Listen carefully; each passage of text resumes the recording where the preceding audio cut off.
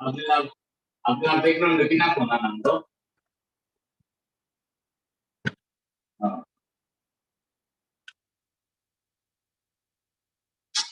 Oh ya.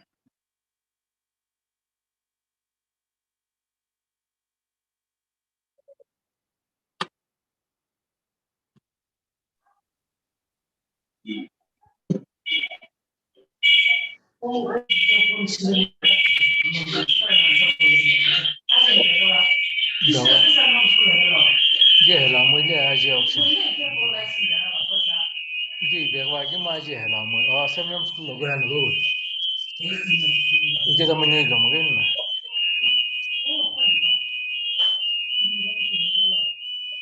Oh di foto kamera nanti. Tiangles. Tiangles. Tiangles.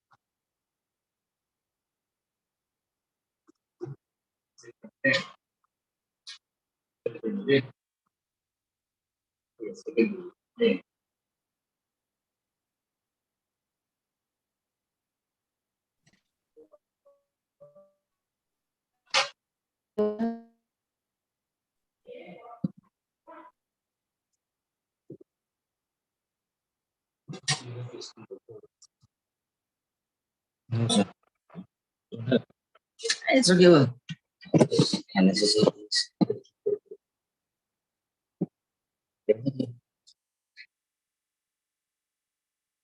I can hear how the audio. Music. Como la vamos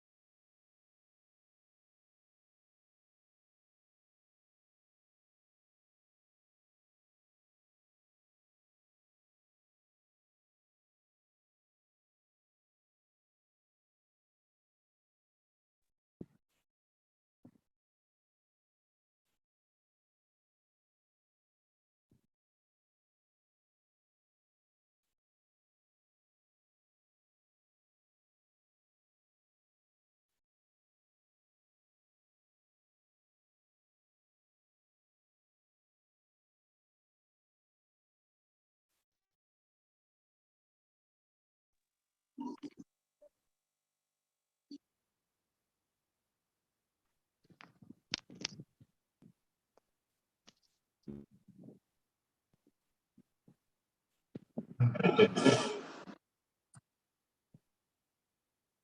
open the video once, keep the screenshot. You during when intro gives your video also and when the speaker will talks take that screenshot. I don't know, sometimes they may ask now.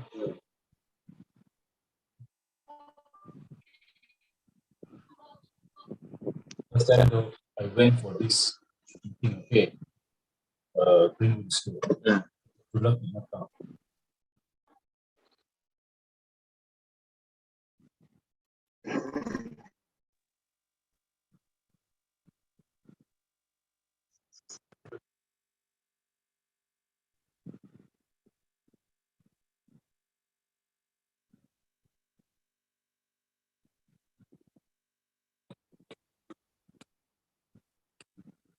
So,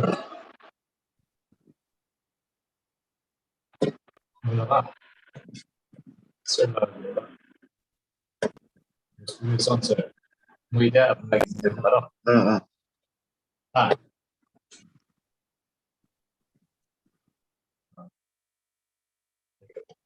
Dahil ito kung screenshot ba ba? So, di ba, no? Screenshot mo siguro na. It shows that we have attended na. First part, second part.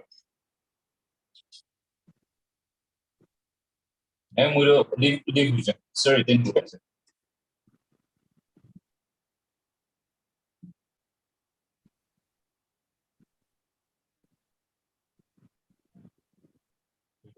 Important sa ito yung lagi.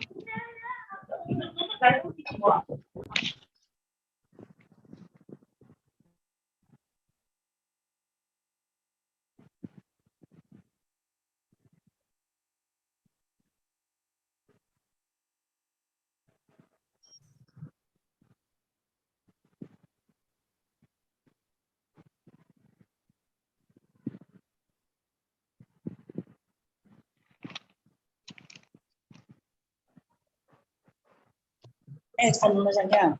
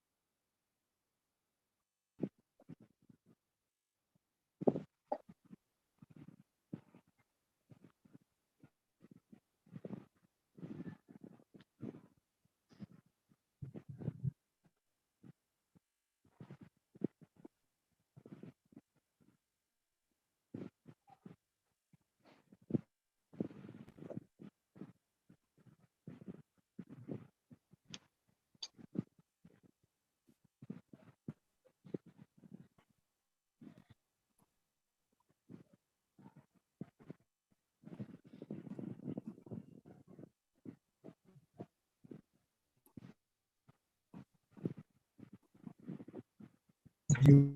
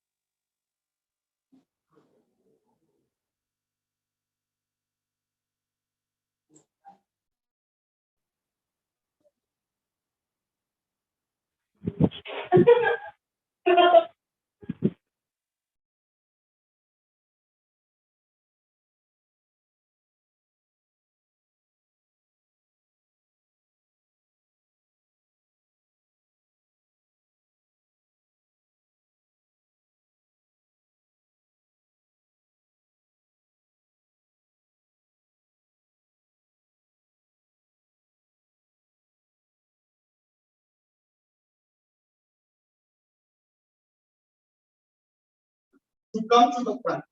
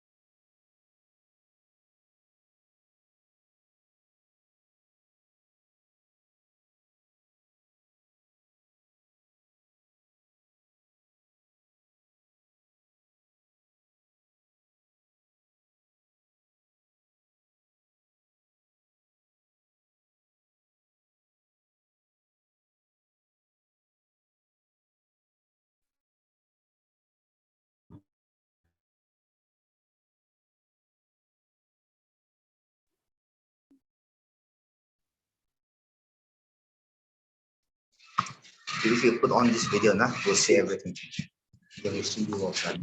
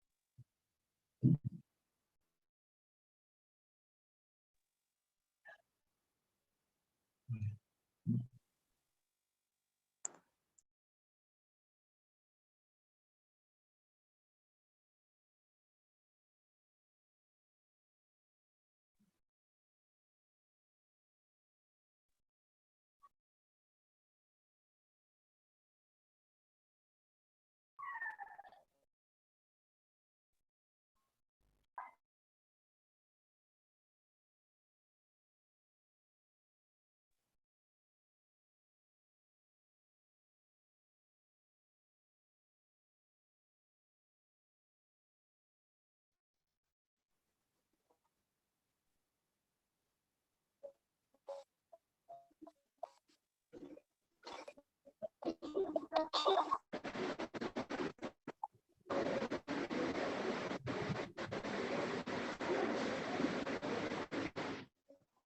name, designation, and the school. Write your name, designation, and name of school in the chat. Or for the purpose of write your name, designation, and name.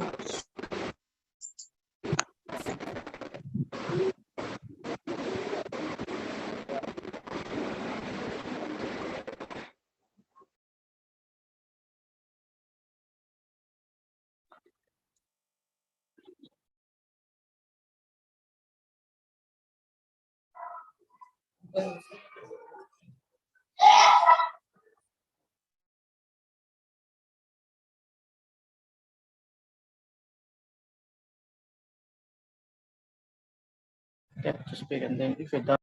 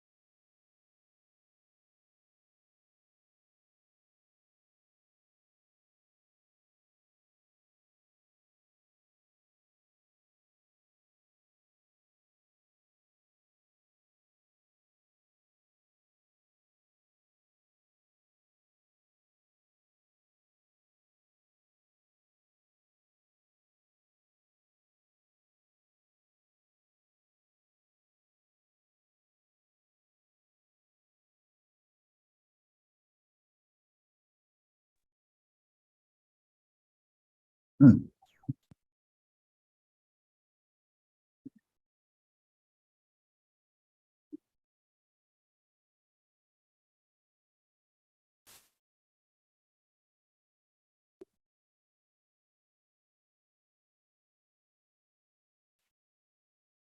very good afternoon to all the heads of the institutions who are present today.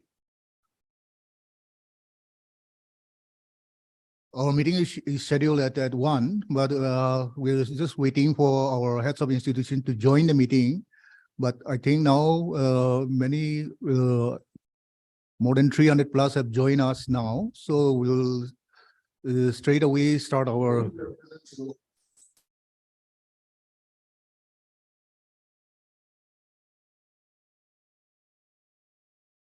So we'll just start our meeting today. First of all, on behalf of the board, I welcome all the heads of the institutions to this online meeting. For a long time, we have been planning to have meetings with all the heads of the institutions. And today we are here again with all the heads of the institutions to discuss certain issues, some certain things which concerns all the schools. I thank all the heads of the institutions also for joining us. You all are busy persons, but this is also a meeting which we expect your presence today. Today, my chairman is not here right now. She is attending a very important meeting just now, at this moment. So if possible, she will be joining us later in the meeting if the meeting ends early. Well, our results have been declared. Then schools are now will be starting the classes, class 11 classes. So I believe that this is a time where this is the right time where we thought that it will be good to meet all the heads of the institutions again. Well, firstly, like today, we will be discussing on certain examination reforms which we have brought out, and you all are aware about it. But we thought that maybe like it has gone out in a form of notifications and letters, but we thought that it would be good if we have face-to-face a meeting like this, so that we can also interact with the heads of the institutions, with the schools, if they have any doubts or any queries which we feel that the schools should know. Well, like you are all aware that the National Education Policy 2020 has come out, and there are many recommendations, particularly in the area of assessment. And in this area, we have now come up with, basing on the recommendations, we are following the recommendations, and we are now going to implement it in our system, in our schools. So today, our first topic or area of discussion presentation will be on the examination reforms which we have brought out. So without, I will go straight to the presentation.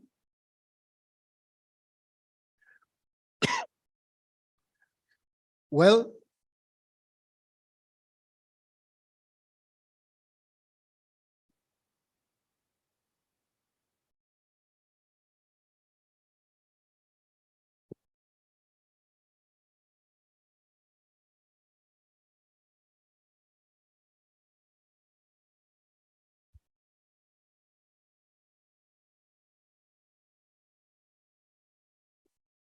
you are aware that we have the compartmental examination in class 10. Only in class 10. But now with the NAP coming in, like we have to be student friendly. So like the board has taken a decision that the compartmental examination will be for higher secondary students also will be introduced with effect from this academic year. So this month, as our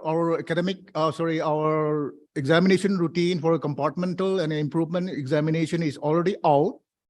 So like we'll be conducting it this month from 22nd June.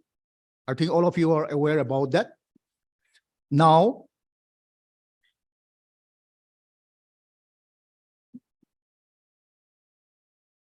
one important thing which we need to understand is that there will be two chances to appear the compartmental examination, so that the dropout rate can be reduced and it can even be prevented. So this is more student friendly. So supposing a student have appeared for the compartmental examination in June this month, and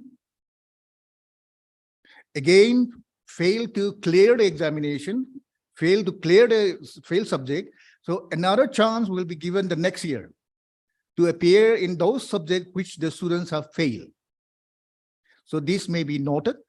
Then this may be like communicated to the students also who are appearing the compartmental examination, because even if they fail this time, they need not appear all the subjects again the next year. They can still appear in the compartmental examination the next year again.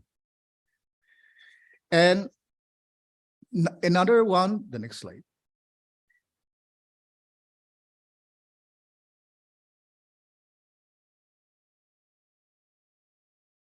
Another major reform which we have brought out is the improvement examination. So in order to facilitate students to improve their grades or marks to pursue higher education with a choice of subject. Provision is given to qualified past students to appear a compartmental examination in the same, improvement examination in the same year, that is with effect from this year. So from this month, June, they will be appearing the improvement examination. Here, there is a, you'll know that in the past, the improvement examination, a student of HSLC or HSSLC examination who have passed in 2023 and wants to improve the examination, wants to improve his or her marks, they were given the opportunity to appear the examination the next year. But from this year, they are going to be appearing the examination in the same year. So this is another major reform which the board has brought up.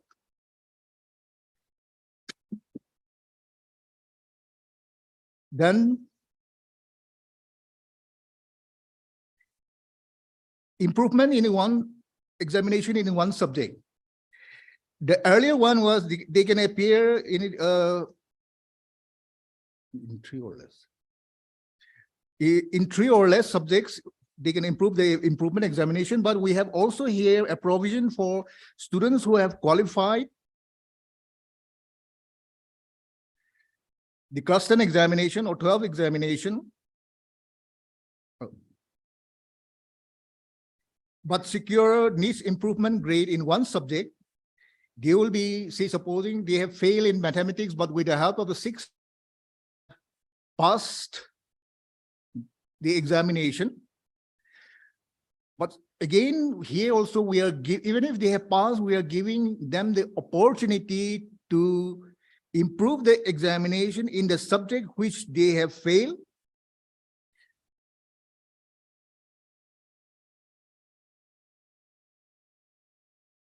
So that they can always apply for courses, fulfill certain recruitment criteria and employment.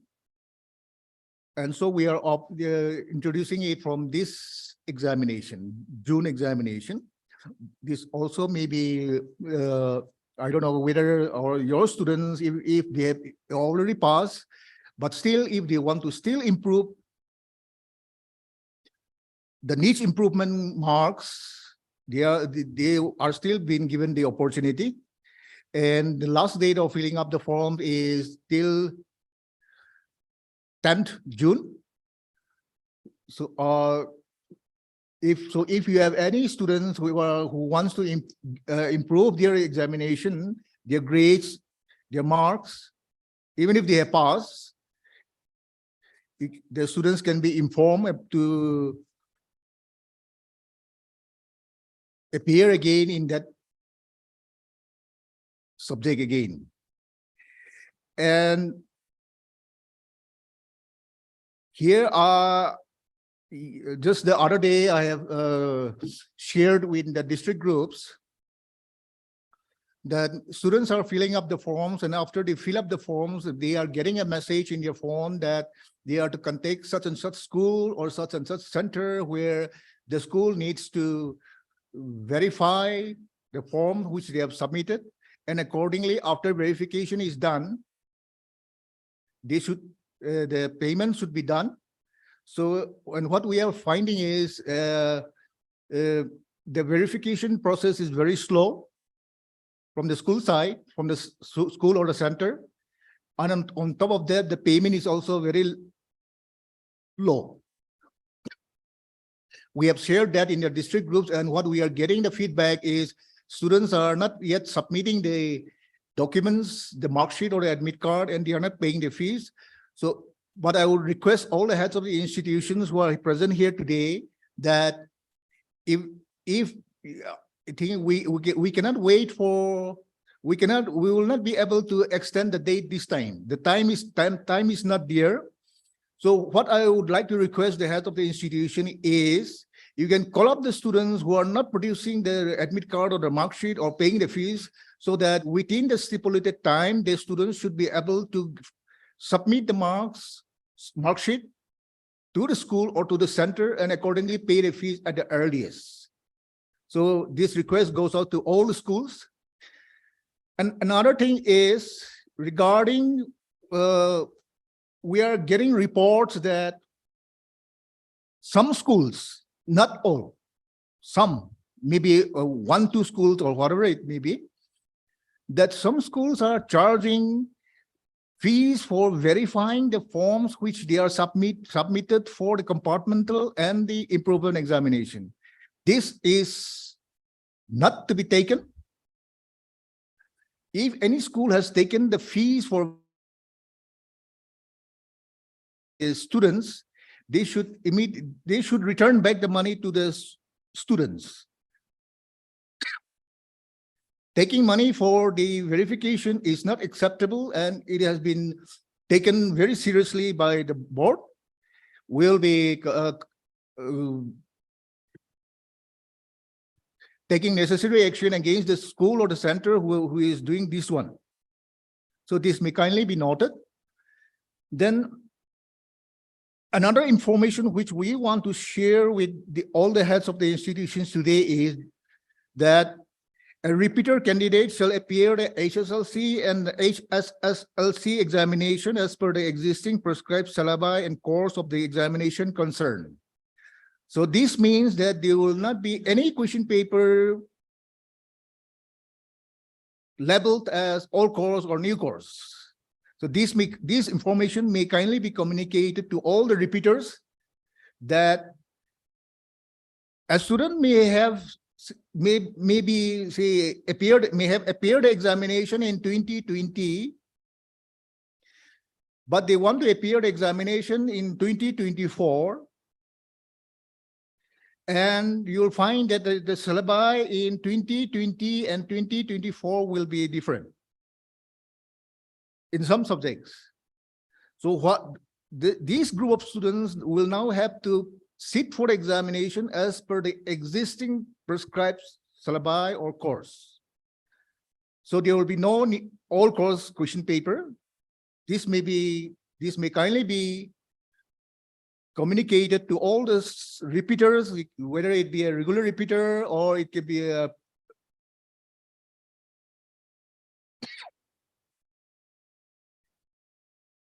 center repeater.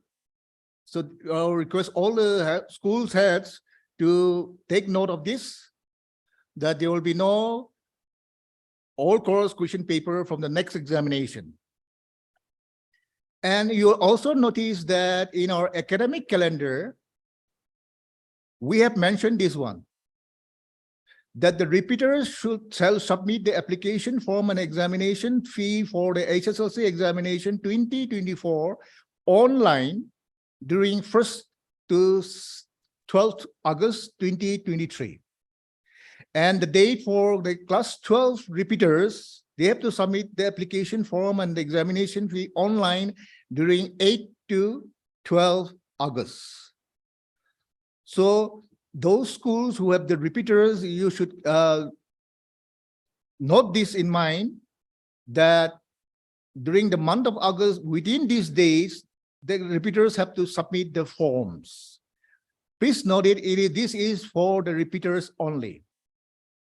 And during then, the regular students will be submitting it later as given in the calendar. In no case, during the submission of forms by the regular candidates, the application forms of the repeaters will not be accepted. This may be kindly be noted, and the repeaters may kindly be, they should be informed that because later on it becomes difficult for the schools, for the centers to contact this group of repeaters. So if you have the contact numbers of those repeaters, or if you can contact those repeaters, you can kindly inform them that during this time to this time, the repeaters have to fill up the forms. So I request all the heads of the institutions who are present to kindly take note of this. The next one.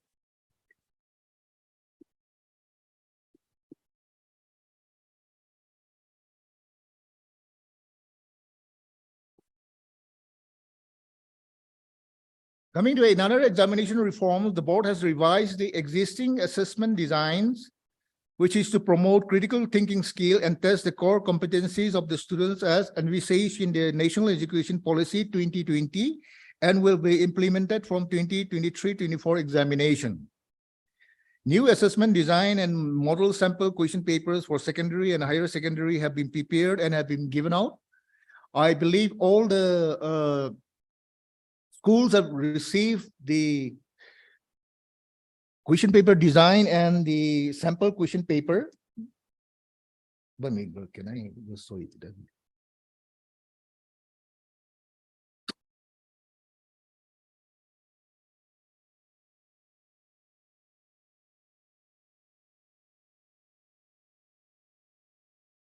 Yes, these are the books which we have given out.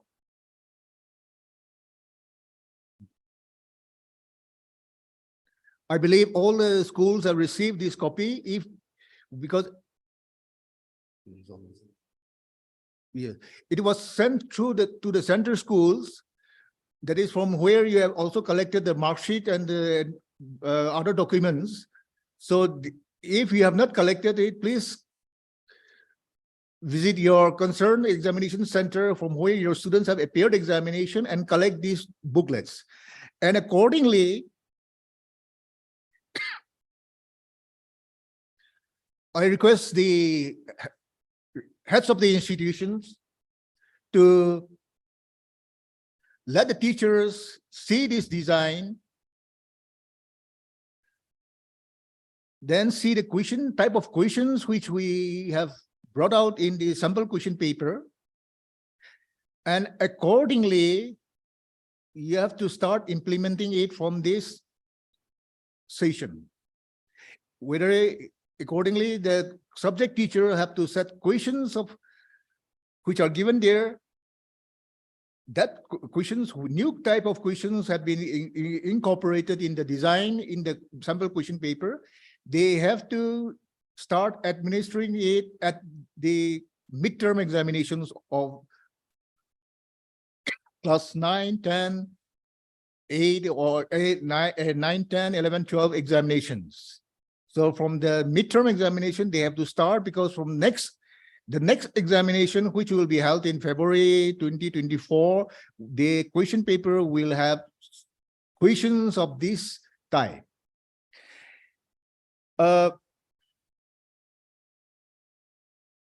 For your information, I would like to also tell you that some heads of the school, some heads, they used to inquire about when will the Nagaland state of Nagaland will start implementing the national education policy.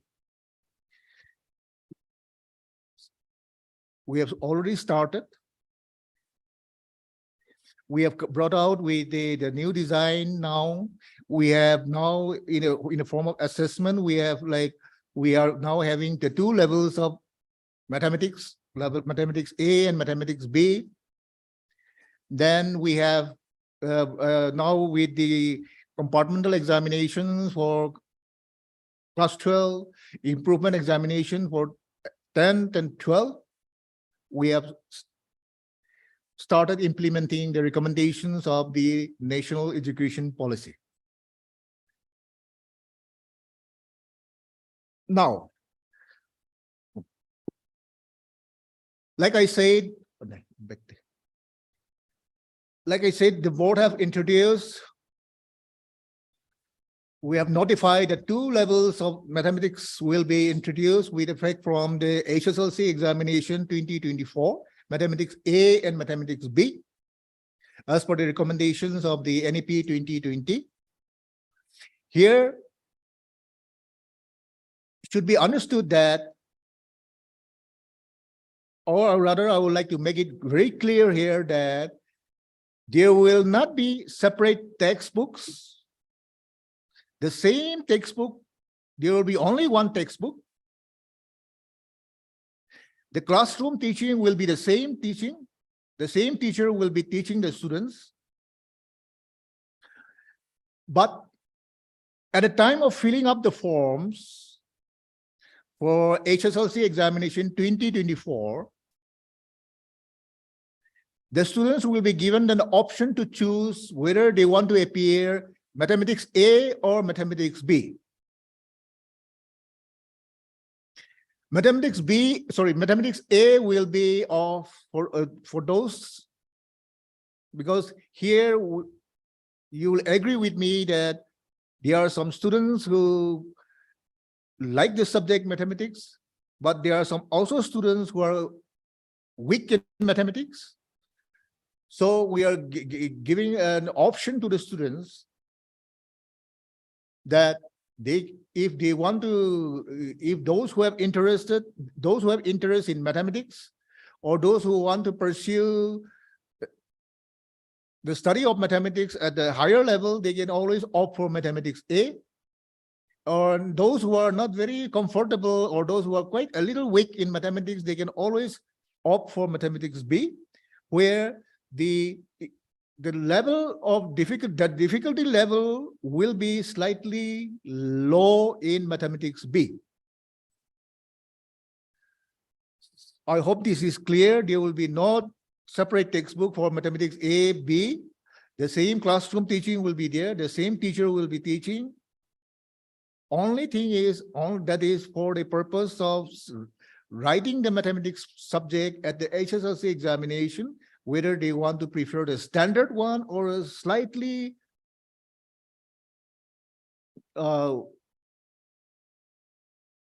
easier one, not very, I wouldn't say very easier one, but of a relatively a little lower than the standard of mathematics A. So that is one thing which we want to share with all the heads of the institutions again. Another one is, we have a lot of students who are participating at the state level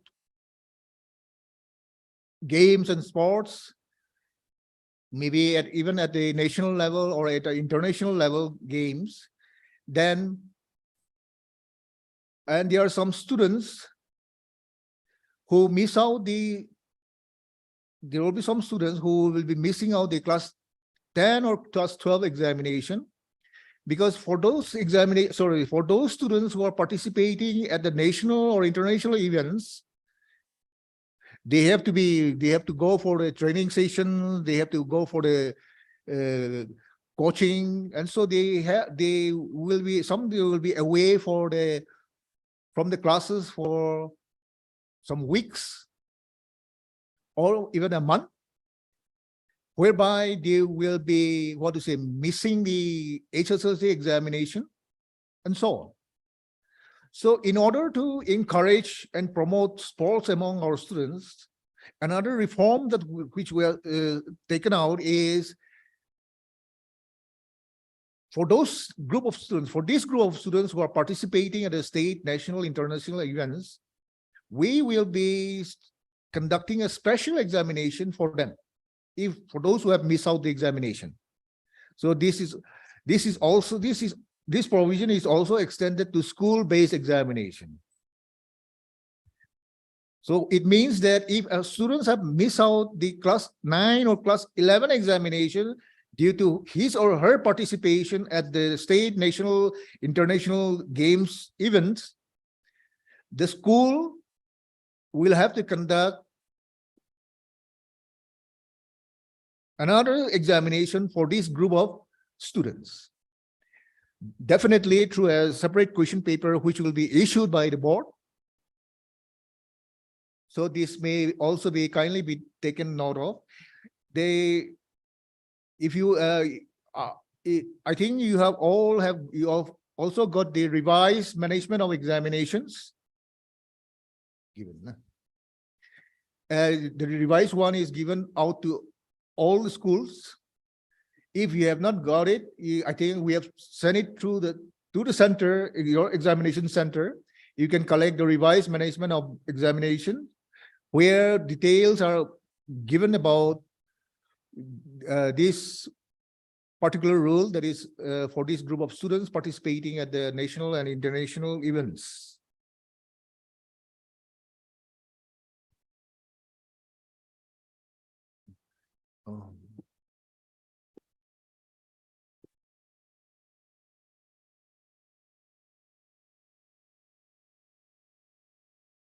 Oh.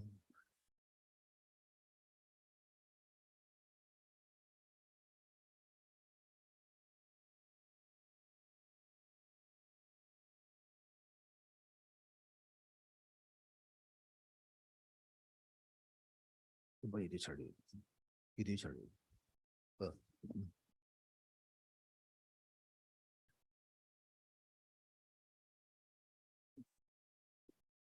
Another thing is I would like to highlight a little bit about our financial literacy course. This is particularly for those new schools who may not be aware about the financial literacy course which the board has introduced.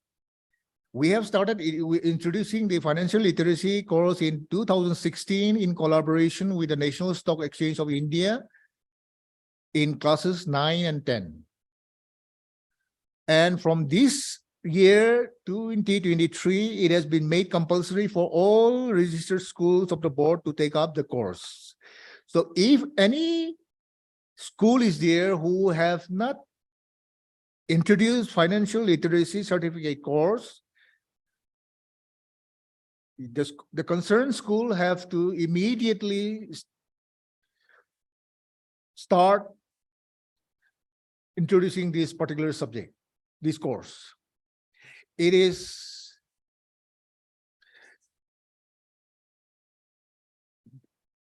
you don't need a separate teacher or as distinct a teacher, a graduate teacher who will be trained by the National Stock Exchange will be teaching this subject.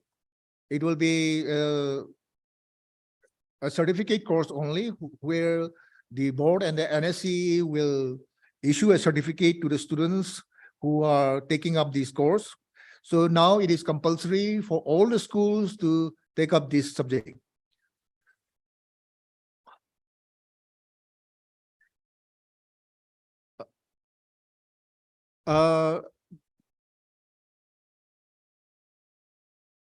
Before I proceed further, I would like to know whether here Lanusongla is here or not.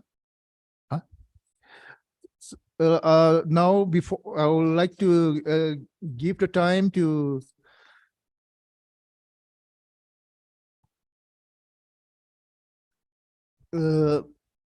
before we'll take up. I'll give the presentation after she gives the presentation. I would request Lanusongla Lemtur, Project Associate, Project Management Unit, Nectar Project, and co-founder and president, Keystone Education Society, to take over the next session, and she will be speaking on inclusive education. She's an expert in inclusive education. She has been working with us, and she has been very, she has been very supportive of the board, and she was very helpful in helping the board to bring out new guidelines for children with special needs. So I request Lanusongla Lemtur to take over and give her presentation. Hello, sir. Good afternoon. Thank you so much for that introduction. Am I audible to everyone?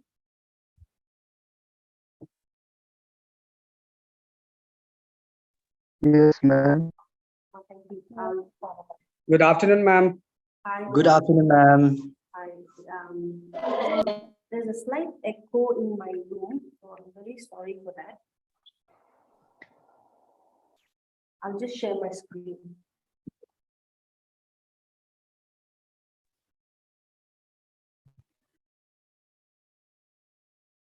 Is it visible?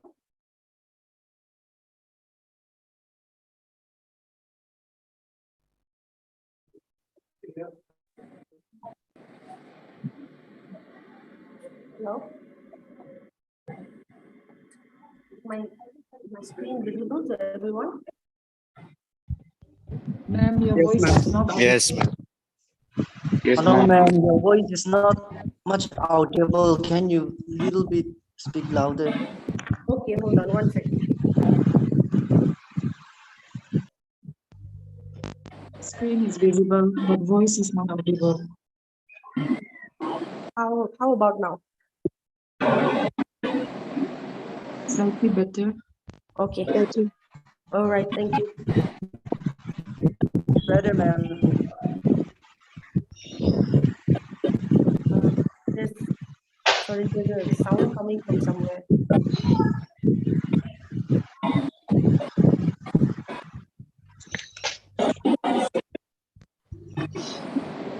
Uh,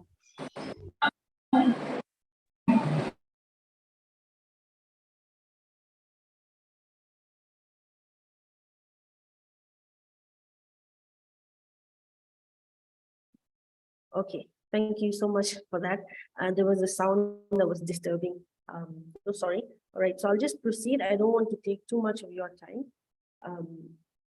So I just wanted to take this opportunity and thank you so much to Madam Asano and her team at NBSC for giving me this chance. Very quickly, if I can take you all through what is inclusive education and what we mean when we talk about inclusive education, because I think even now there is wide misconceptions of what inclusion really means. So I'll just quickly, in very simple terms, try to explain.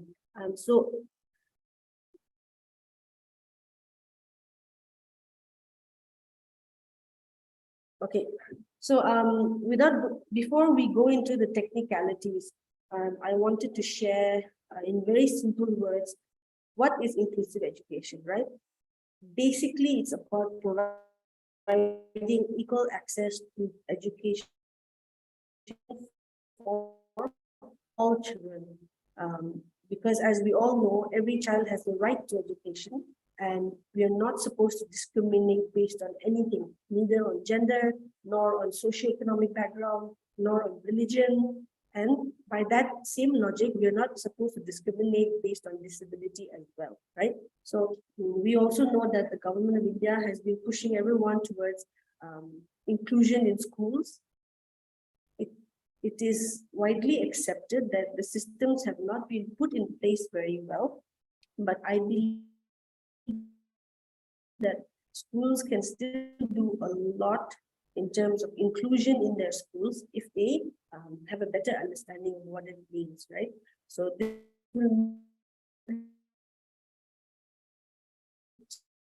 schools have to be prepared and understand what it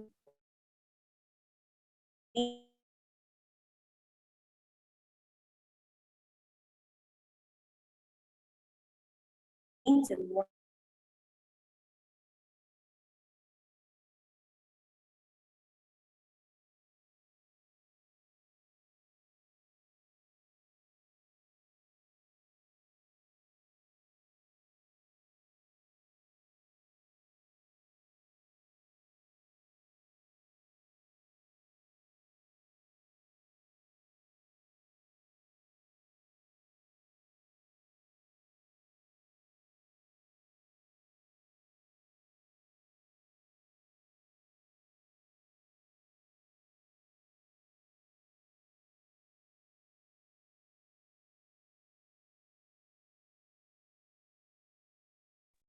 hello.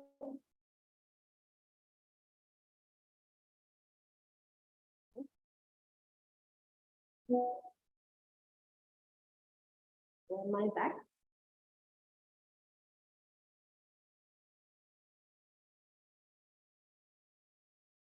Okay, so sorry. I'm just going to carry on. I think I lost my internet then. So when we look at the NEP 2020, I won't go into details, but you all know that inclusion is a big part of NEP 2020.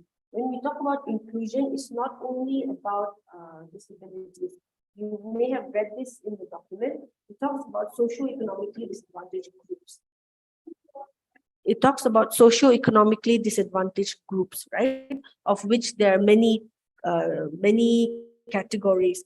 One of them is disabilities. Now, when we talk about inclusive education, we focus a lot on disabilities because this is the area where most schools and teachers very validly so, because we are concerned that we don't have the necessary skills to support children who have special needs, and that is very understandable. But today I just want to share with you all how we can do something at least in order to accommodate for these for children with special needs without necessarily having to be a specialized person in the field. Okay, so including children with special needs, how do we go about it? I'm just going to quickly take you through the types of disabilities that are listed in the RPWD Act. I'm not going to read out everything. You all can see all of this. There are very visible disabilities, but there are also disabilities that are not physically obvious, right? So when we talk about intellectual disability, a child may be intellectually disabled, but physically you don't see that there's a disability there. Similarly, specific learning disability such as dyslexia. A child may have dyslexia, but physically you don't see that there's a challenge that this child is facing, right? So how do we address these types of learning needs in the school? Right. So what does UNESCO say about what is a special need? A special educational need usually occurs when a child or a student is facing some disadvantages in the school, in the learning system due to various reasons. One of those reasons is some disability that they may be having. Okay.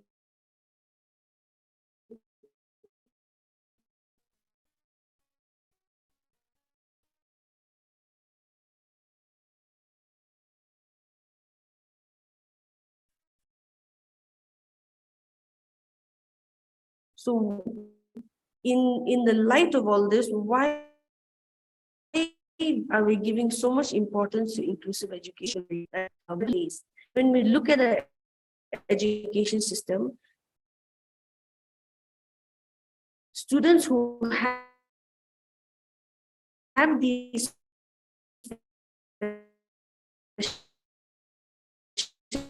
education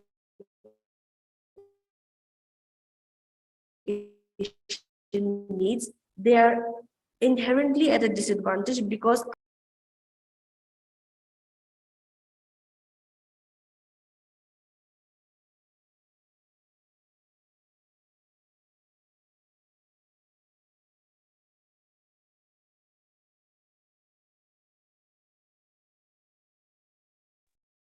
I am so sorry, my connection keeps dropping. All right. So as I was saying, students who have special needs, they come into a school system that is designed for children who are in the majority who are not having any special needs. So they are already coming into a system with a disadvantage. So in light of that, RPWD Act provides for access to children with special needs and therefore to inclusive education. Now, when we talk about a school trying to be inclusive, there is no one proven model of inclusion that every school should adopt and something like that. That's not how it works. There is no one size fits all model. So for your school, if you want to be an inclusive school, you do it your way, right? But for that, you need to understand what being inclusive really means. What does it mean? Basically, it's about putting inclusive values into action, right? So what are the challenges? And I'm sure you will agree, these are the biggest challenges that very, very, very few special educators, counselors, therapists, our teachers and our school heads are also not all sensitized or given of curriculum as well as accessibility. There's a lack of clear state policy on inclusive education. And overall, there is a lack of training and resources. And when I say negative attitudes of teachers here, I mean negative attitudes because there's a lack of awareness, and therefore teachers in school don't have that confidence in their ability to be inclusive, and that is totally understandable. So what can we do? How do we practice inclusive education in this scenario? We can ensure access to quality education for all students by effectively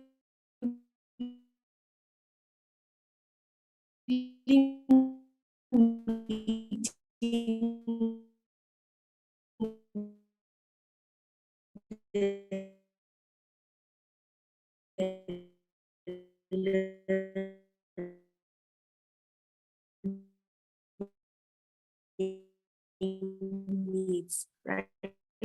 So whose responsibility is it to look after this? In the physical aspects of the school? That means your school building or your school ground is designed, everyone is not welcome. So we're not just talking about people with disabilities. Say you have a grandmother or grandfather day in your school. Bring your grandparents to school day.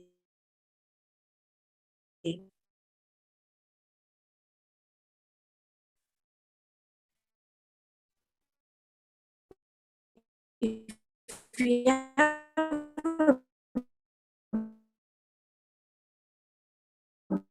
building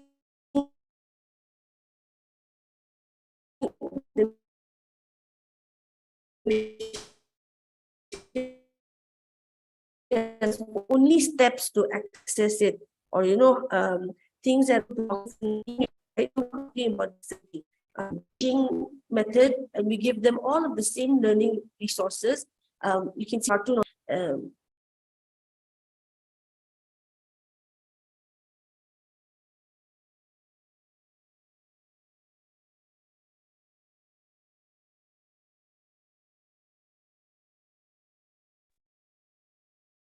Okay.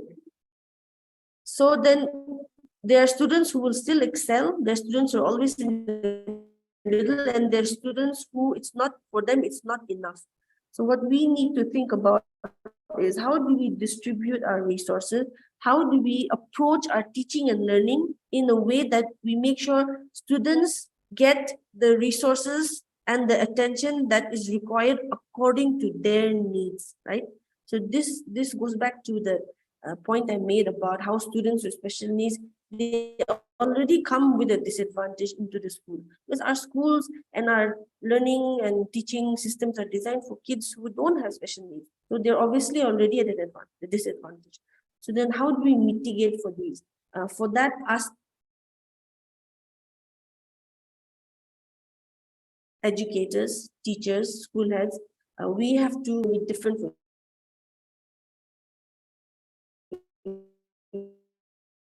student, and how to best meet those needs by using diverse methods. Okay, right. So as Sir said in the introduction, I offer services to schools who want to be inclusive, and the way we do that is we provide some specialized support, like our teams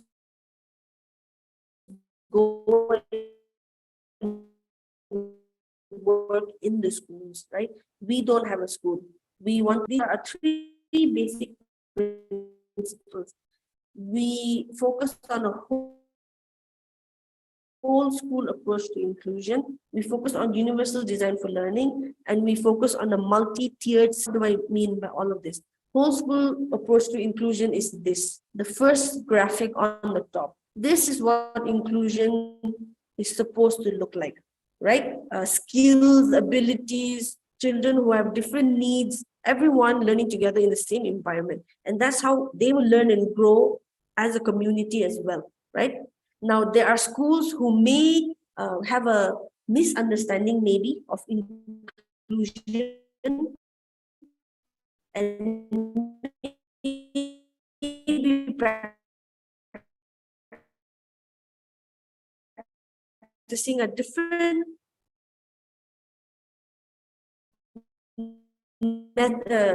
strategy, which is not really inclusive. It may look inclusive even within the school. So where child with disability comes, but when they come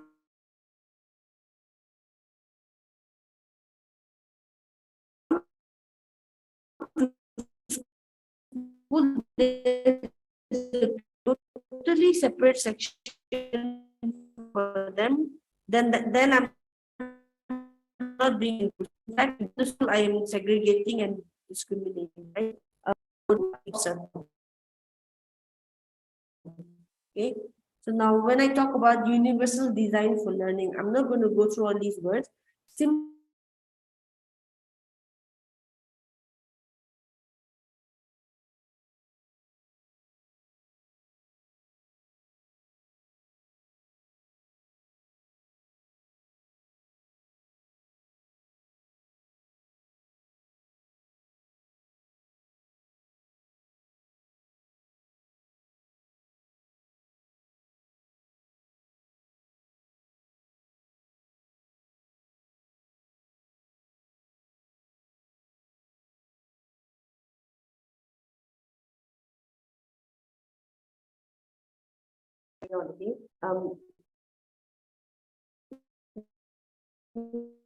Universal design for is just it's just a framework that shows us how we can remove value using three simple. First thing is providing multiple means of engagement, right? Giving students different ways to engage. The second principle is whatever it is that you're trying to teach them in different ways. Okay, I have examples for all of this.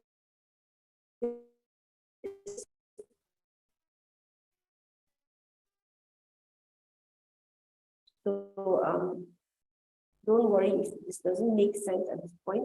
And the third principle is providing multiple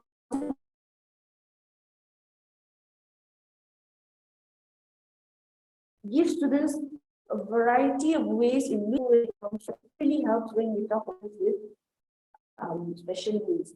Because say you have a child with dyslexia in your class, they have a struggle with reading and writing because their brain is unable to process. When you've taught them something, even if they've understood everything the best from all your students, the minute you tell them to show you what they have learned by asking them to do a test or write an essay, they're not going to be effectively able to show you what they learned because they struggle with that. Now, but if you ask them to give an oral presentation, there you might see that the child is able to have learned so much and is able to share with you so much of what they have learned, right? So this is what it means, multiple means of action and expression. So this is just another way of explaining it.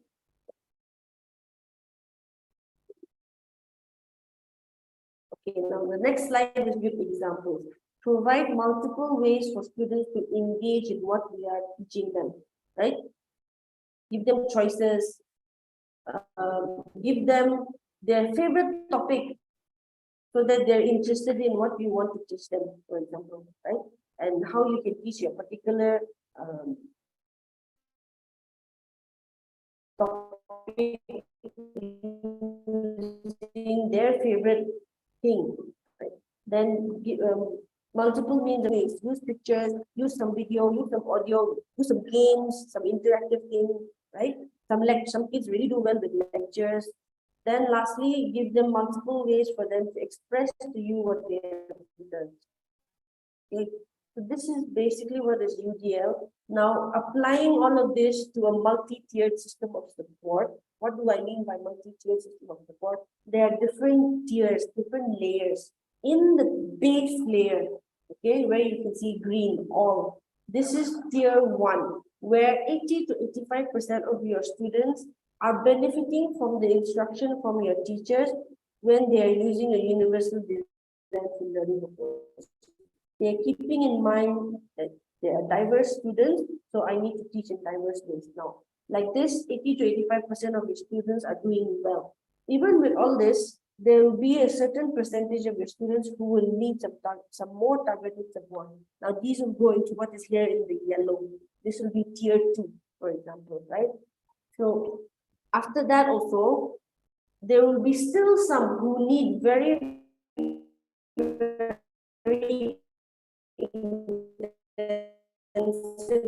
one-on-one support. So now that's in the red. This is a very small percentage support. So how it looks like is in tier 1, the base tier where 80 to 85%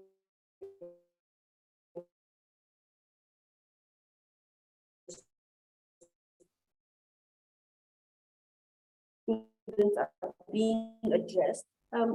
As long as you know that they're different, right? This is the universal provision, right? So tier 1, you're good to go. Now, for the tier 2 students, they will need to be targeted individuals. Their students are getting the support with diverse teaching approaches in the class, right? But for this, teachers need to be aware, and they have to make the effort to use diverse teaching and learning methods. Now, the tier 2 support, where targeted support is needed, maybe some students need some remedial classes.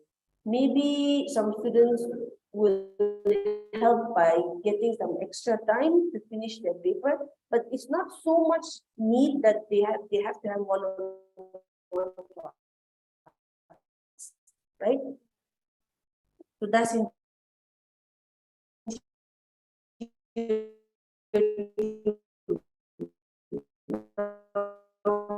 when we come to tier 3, there's that actually comes into tier 3. So then what is stopping us as schools from giving tier 1 and tier 2 support? So it's understandable we don't have enough special educators, we don't have resources to hire special educators or whatever, but that's not stopping us from being inclusive.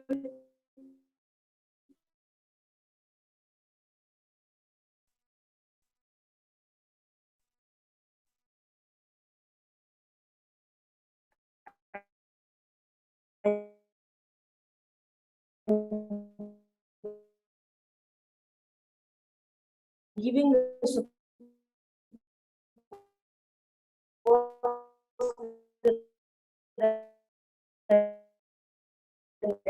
necessary in tier 1 and tier 2. Right. So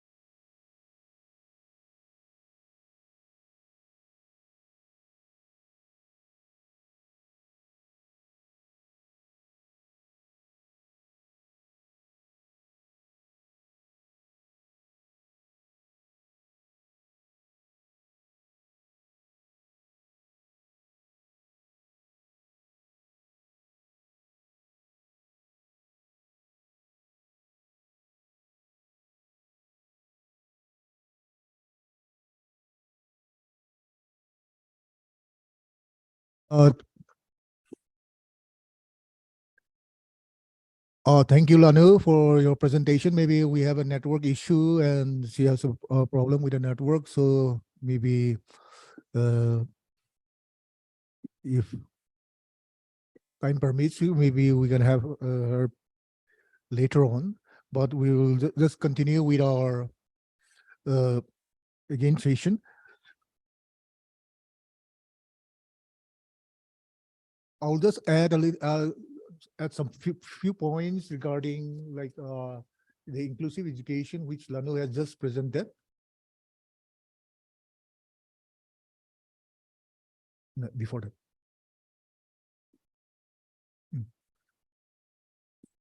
We have updated, revised our rules, and we have notified on March 2022. So for these children with special needs, we have exempted the examination fee. They are not required to pay any examination fee for these children with special needs. This may be when they are submitting the forms for the class 10 or 12 examination, they are not supposed to pay any fees to us. So this may, if your school have any children with special needs, instead of like they paying again, we refunding it in order to avoid that, school heads, you may kindly note that they are exempted from paying the examination fees. Then in the centers, if needed, we have provision for making separate arrangement, separate rooms for these children with special needs. Then if they apply beforehand to us, they can avail a scribe, a writer. Then if they want to use a laptop also, instead of writing it in the answer script, they have to apply to the board beforehand, before the examination. And for your information, in the last examination, this examination, HSLC and HSLC examination, one student was allowed to use the laptop. Then these children with special needs, they are also given time to, they are given extra time in addition to the allotted time, but they have to all this if they are to avail these concessions, these facilities, they have to apply to the board beforehand. And also you'll find that from classes 8 to 12, we have in the question papers, we have questions for visually impaired students. And here I would like to point out one thing, that those students who will be sitting for the next examination, whether for class 10 or 12 or class 9, 8, 11 examining, whatever examinations, these questions which are there in the question paper, they should not be attempted, they should not be written by students who are not visually impaired. So if the eyesights are good, they should attempt the other question, which is meant for those students who are visually good. So alternate question, it is very clearly mentioned there in the question paper. But what we find is, particularly in class 10 and 12 examination, there are some students who attempt these questions, which automatically, by attempting this question, because they will not be allotted any marks, because we will be having our record like with us, that these are the students who are visually impaired, or these are the students who are not availing, or who are availing the concessions and facilities provided for these children with special needs. And we will also, on the 3rd December 2022, we have also launched a specific learning disability help desk on our website. So our schools are requested to visit this website also and get to know what things are there. Okay, before I proceed to the next slide, I would like to give the time to my Chief Coordinator IT to clarify, to point out some things for the heads of the institutions. I will also give time to all the heads of the institutions to raise any issues, any questions at the end of the session. So I will request all the heads to be ready to have any questions which you would like to put forward. Thank you for the time. I will just clarify on 3 issues, 3 points, which we are getting queries in the chat box as well as in our help desk, portal help desk. So those 3 points I'll just clarify out for the heads of schools. The first one is regarding online transaction charge. Who is supposed to bear the charges? So this one, the students shall bear the online transactions charge. Besides the fee, whatever online transaction charge is added, that will be borne by the student. The second issue is payment problem. Some schools are having issues in regard to payment. So here, the schools are to note that they have to verify the forms of the students who are applying for the present compartment and improvement exams. So they have to first verify the forms and then make the payment. That is another point. And the third point is schools. In this compartment exam, some schools are having problems to verify their students. they have mentioned in the help desk that they could not trace out their students' details when they log into the portal. So in such cases, schools are requested when your students come to you for with the fees for you to verify. If their details are not found in your account, then please go to the portal and check the status of their application with the reference number. When you check the status of their application using the reference number, there you will find a message displayed where the student is supposed to give the fee and that school to verify their forms. So schools having problem tracing out their students, they are requested to use the reference number which the students have got after submitting their forms. The students also should know, because in their mail as well as in their mobile number which they have given, there should be message. And then when they submit their application, their message appears in the screen also that their form has been successfully submitted, and then they are supposed to go to the particular school to give their fee and then let that school verify their forms. So these three issues, 3 points of queries I'm clarifying.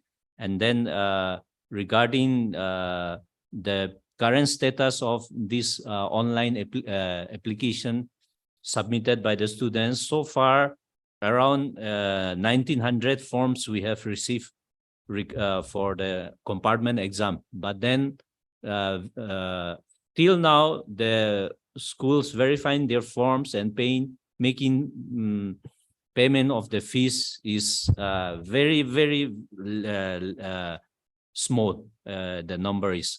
So I'd like to request the schools, you please log into your accounts and check if any pending cases are there in the portal itself. The details of the students you can view, you can contact them and then ask for their documents or fees, whatever, so that you can do the verification and make the payment before the cutoff date, that is the 10th of June. This time we have very less time, so in between the cutoff date and the date of exam. So the question of extending the cutoff date is not there.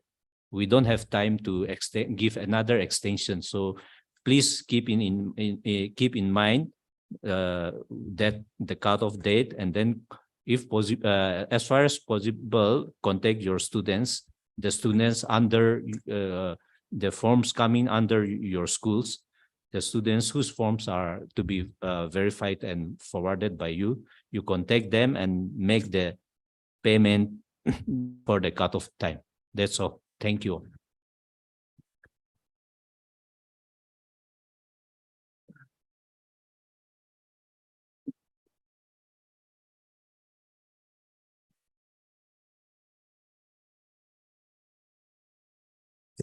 The next slide. Yeah.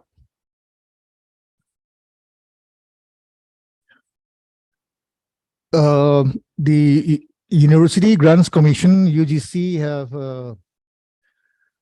brought in some changes regarding admission to BA Economics Honors under choice-based credit system. So those students who are intending to go for BA Economics Honors need to have mathematics as one of the subjects at the higher secondary level.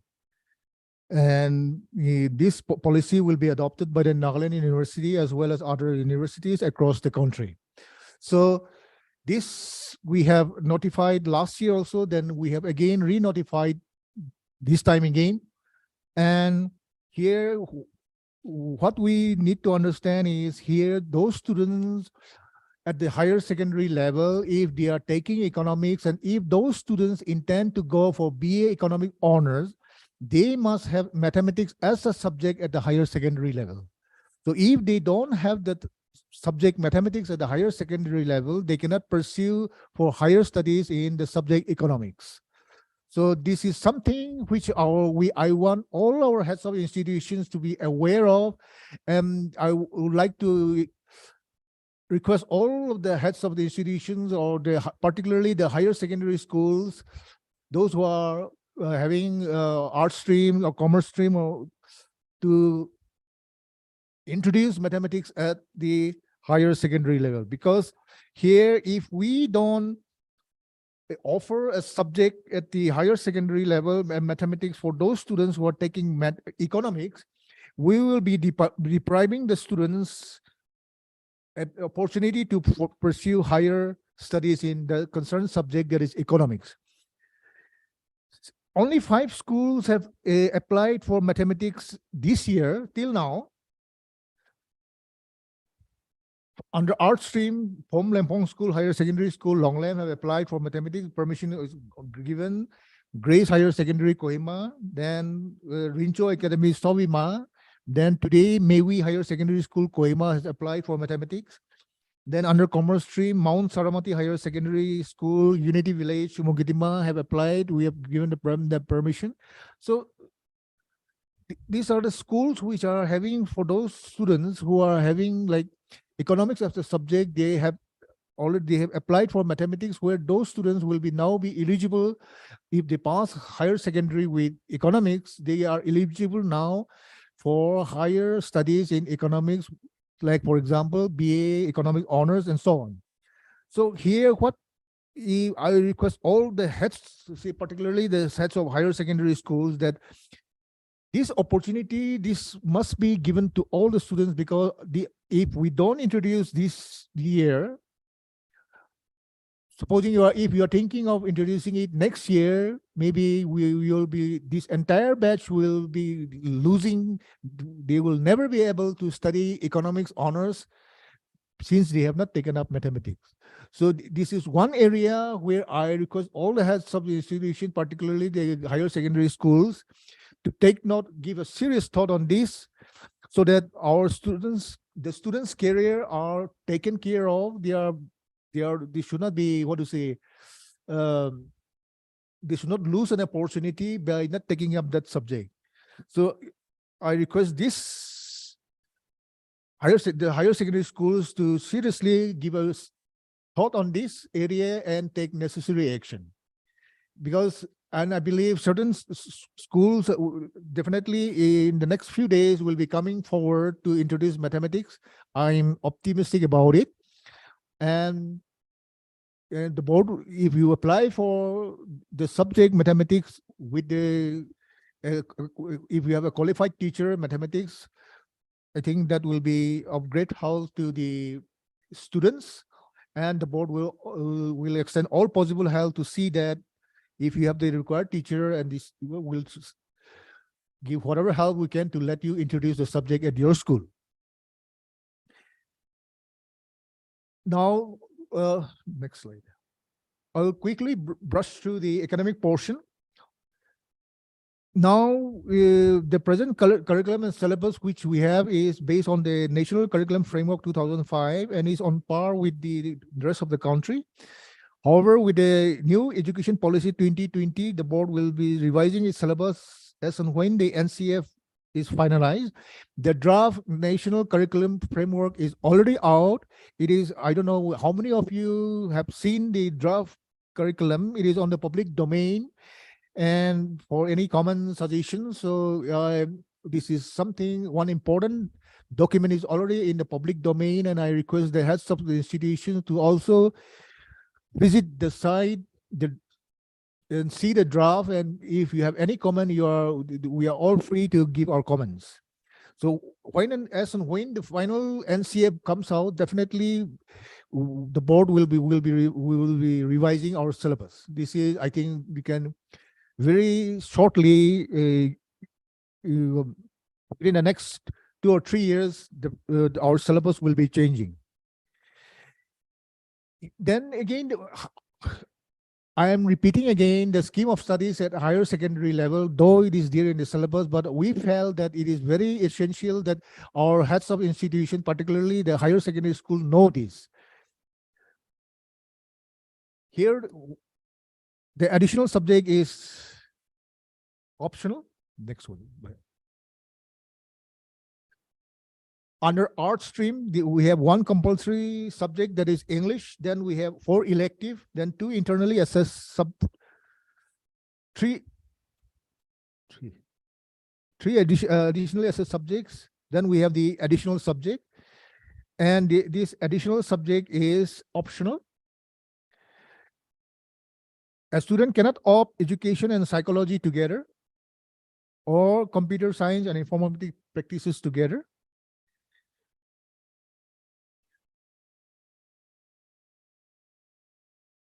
Then the next, then under commerce also, like we have the compulsory 4 subjects are there, elective 1, 3 internally assessed subject, and the additional subject is also optional. Likewise, in commerce also, a student cannot opt for computer science and informatic practices together. If you refer to our syllabus, everything is there.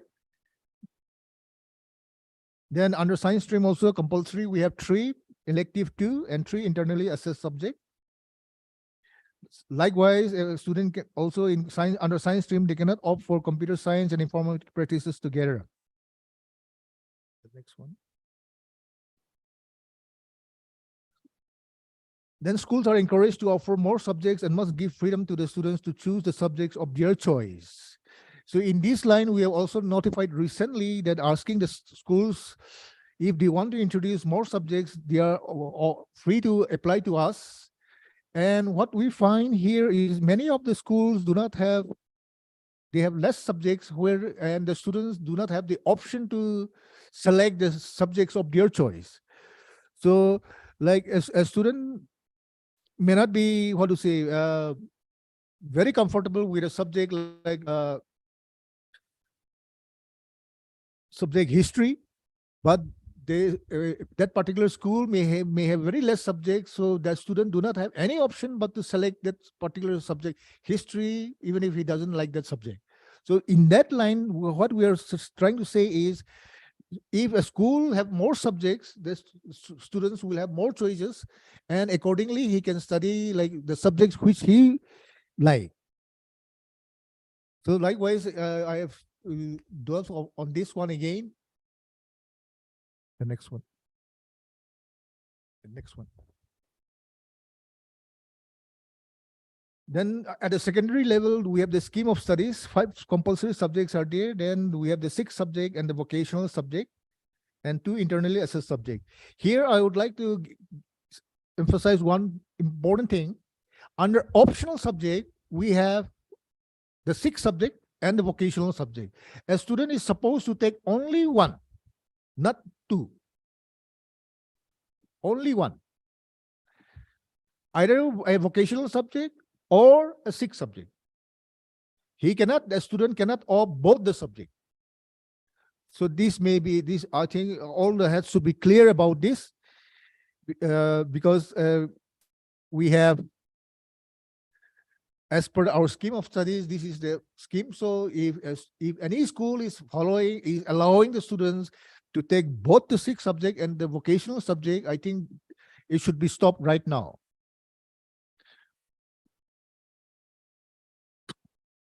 Then the change of subject, a student after passing class 9 cannot change a subject, a 6th subject to another 6th subject, but only for MIL to ALTI, that is permissible. At a higher secondary level, psychology to education, computer science to IP. Likewise, we have also recently notified that a student can change from FIT to IT vocational, or from IT vocational to FIT, but with the prior permission of the board. They have to apply first if they want to change the subject. Then students should also be advised to change an institution if needed be where the same subject is offered. So supposing a student have been taking music in class 9 in one particular school, but because due to certain reasons, the child is changing the school and is going to another school where music is not offered, but FIT is there. So there the student cannot opt for FIT because the child has studied music in class 9.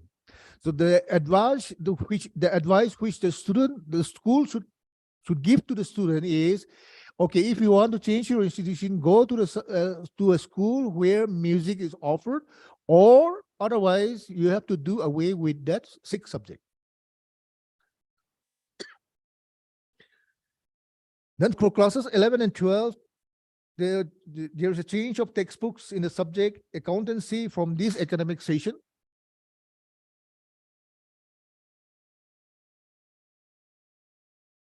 Then the reports, for the reports which a school is expected to submit to the board, like the academic report, question paper observations report, lesson coverage report, the format will be issued in the month of July. So once you get the format, all schools are expected to send the report as per the date given in the calendar. See, like for example, the life skill report, the report on the World Environment Day, Teachers Day, National Education Day, the Children's Day, World AIDS Day, etc. So, and all that submission should be through the online. Then CC report card is mandatory for the secondary level. That is, then PCR have to be properly maintained. It is from classes 1 to 12. It should be, all students should have their PCR, cumulative record book. Then the PCR should be updated from time to time. Then every school should let the parents also see the PCR, what are the particulars, whether the particulars written in the PCR is correct or not. That also should be shown to the parents. Then all schools must follow the dates given in the calendar, particularly the summer break, the winter break. So accordingly, like whether a school is located in the plain area or in a hill area, whatever dates is given in the academic calendar, that should be followed.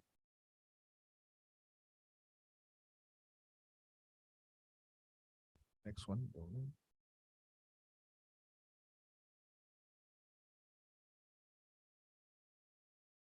So from the next examination from the HSLC 2024, we will be having Mathematics A and Mathematics B.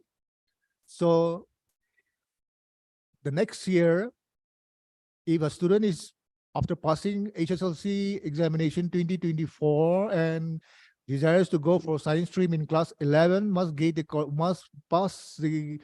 qualifying grades in Mathematics A and Science. Similarly, for migrating students, the mathematics grades must be equivalent to Mathematics A of this board. Then, similarly, a student desiring to go for science stream must get the qualifying grades in mathematics.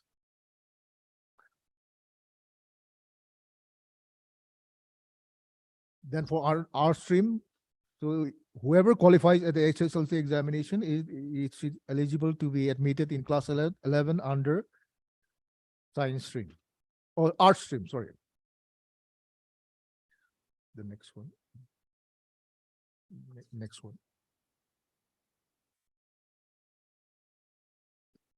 This is regarding the financial literacy course, financial literacy certification course.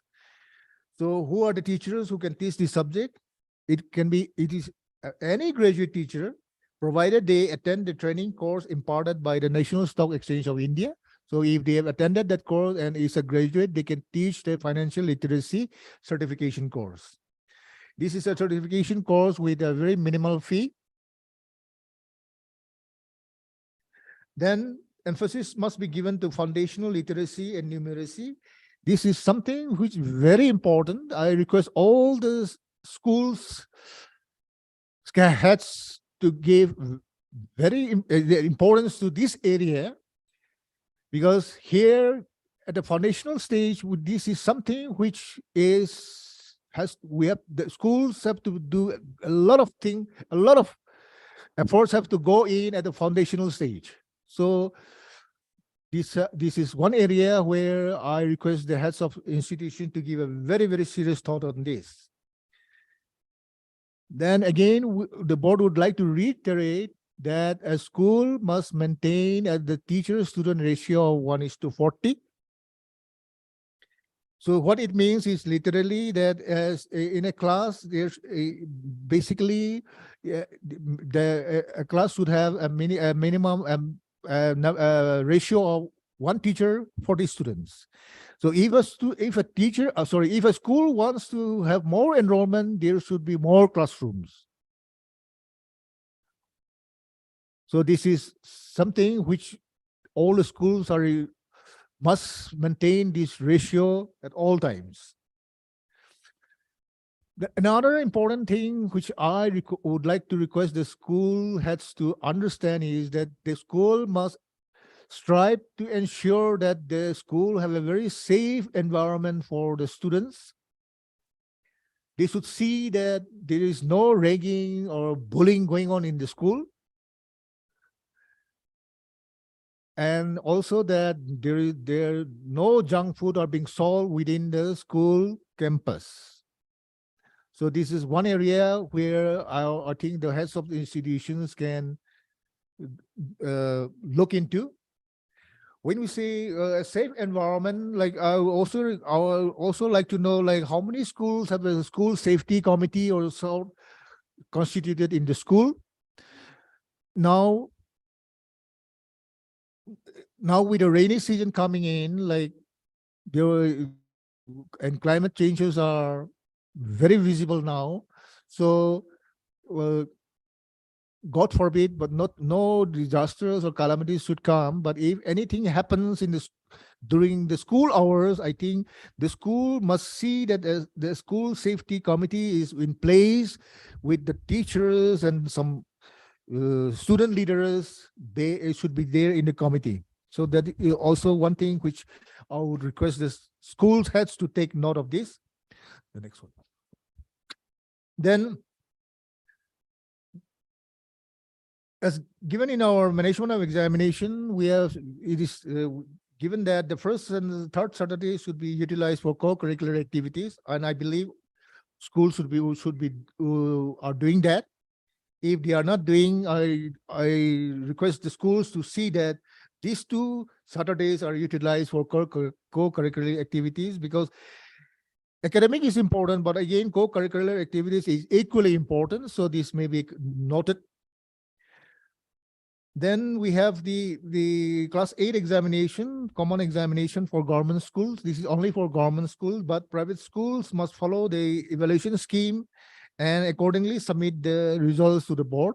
So we will conduct the examination for the government schools, but the private school must follow our question paper pattern, the design, and accordingly, both the government schools and the private schools have to submit the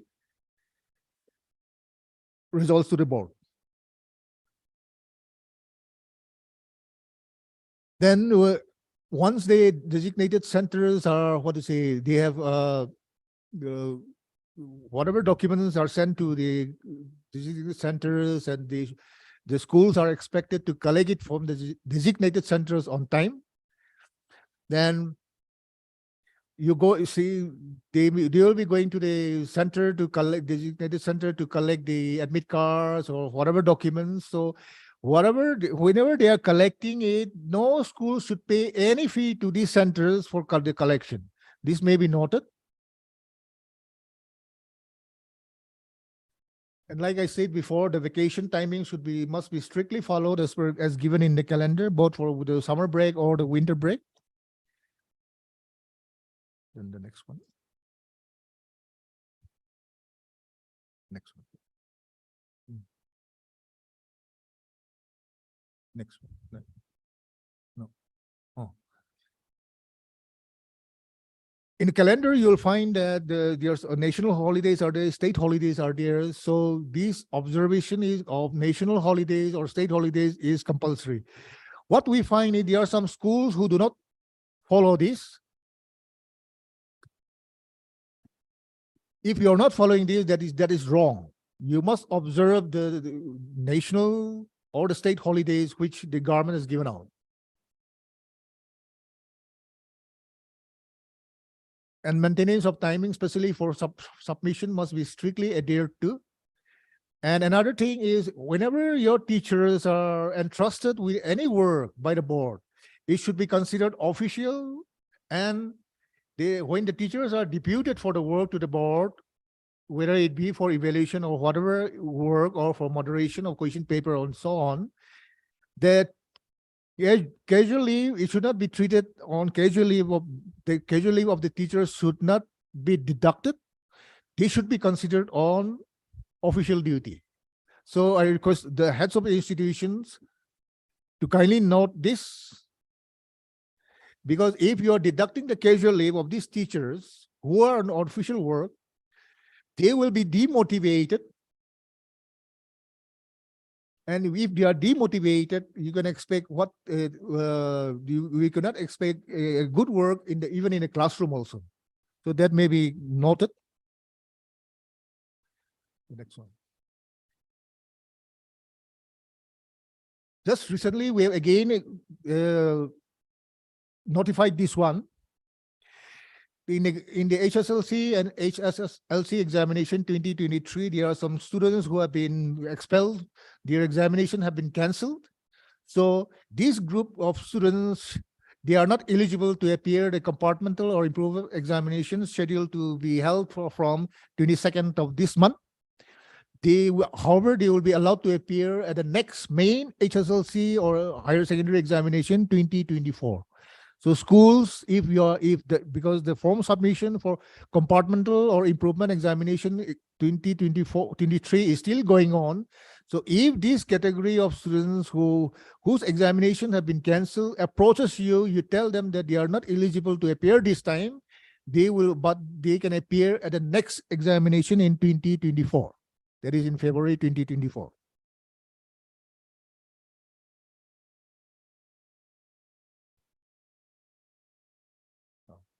One important thing which I would like to make a mention here is every subject now we have the internal and the external marks. We expect the schools to submit the internal marks of the students to the board. And the schools submit the internal marks to the board, maybe particularly for class 10 and HSLC and HSLC examination. After the results are declared, there are cases where some institutions again come to the board saying that the internal marks which they have submitted to the board is wrong. The marks, it should have been like this, but it was sent like this. So with a request to correct the marks again. Here, it may be noted that no correction shall be done once the results are declared. So once the results are declared, no correction shall be done. So while submitting the internal marks, schools should cross-check the marks, verify it. The head should make it a point to see that he or she personally cross-check, verify the marks, and then only send the marks to the board. This should be taken very seriously, because if you send the internal marks, the wrong internal marks, you are the institution, the school is harming the career of a student.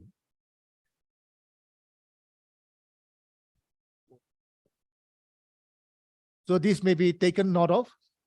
Then another thing which we are again regularly finding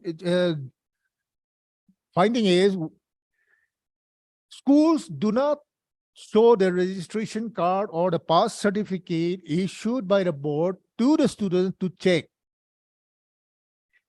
The schools do not send these things to the parents to check it. they keep the whole thing in the school, the class 8 registration card, class 9 pass certificate, and all those documents. After they pass the class 10 examination, the whole lot is given to the students. Only then the students, the parents realize that there are some mistakes in the particulars. So it was not shown to the parents, it was not shown to the students, and so the students also couldn't check their particulars. And in this issue, who is to be blamed? You can well understand what I mean to say. So I request all the schools to see that this is done. The parents, the students should check their pass certificate or registration card and see that whatever it is printed there, the correct particulars are printed, so that there will be no hassles afterwards. This is both in the interest of the school and the students also. If the particulars are correct right from the initial stage, I think the school do not have to come up and down to the board to correct those mistakes again.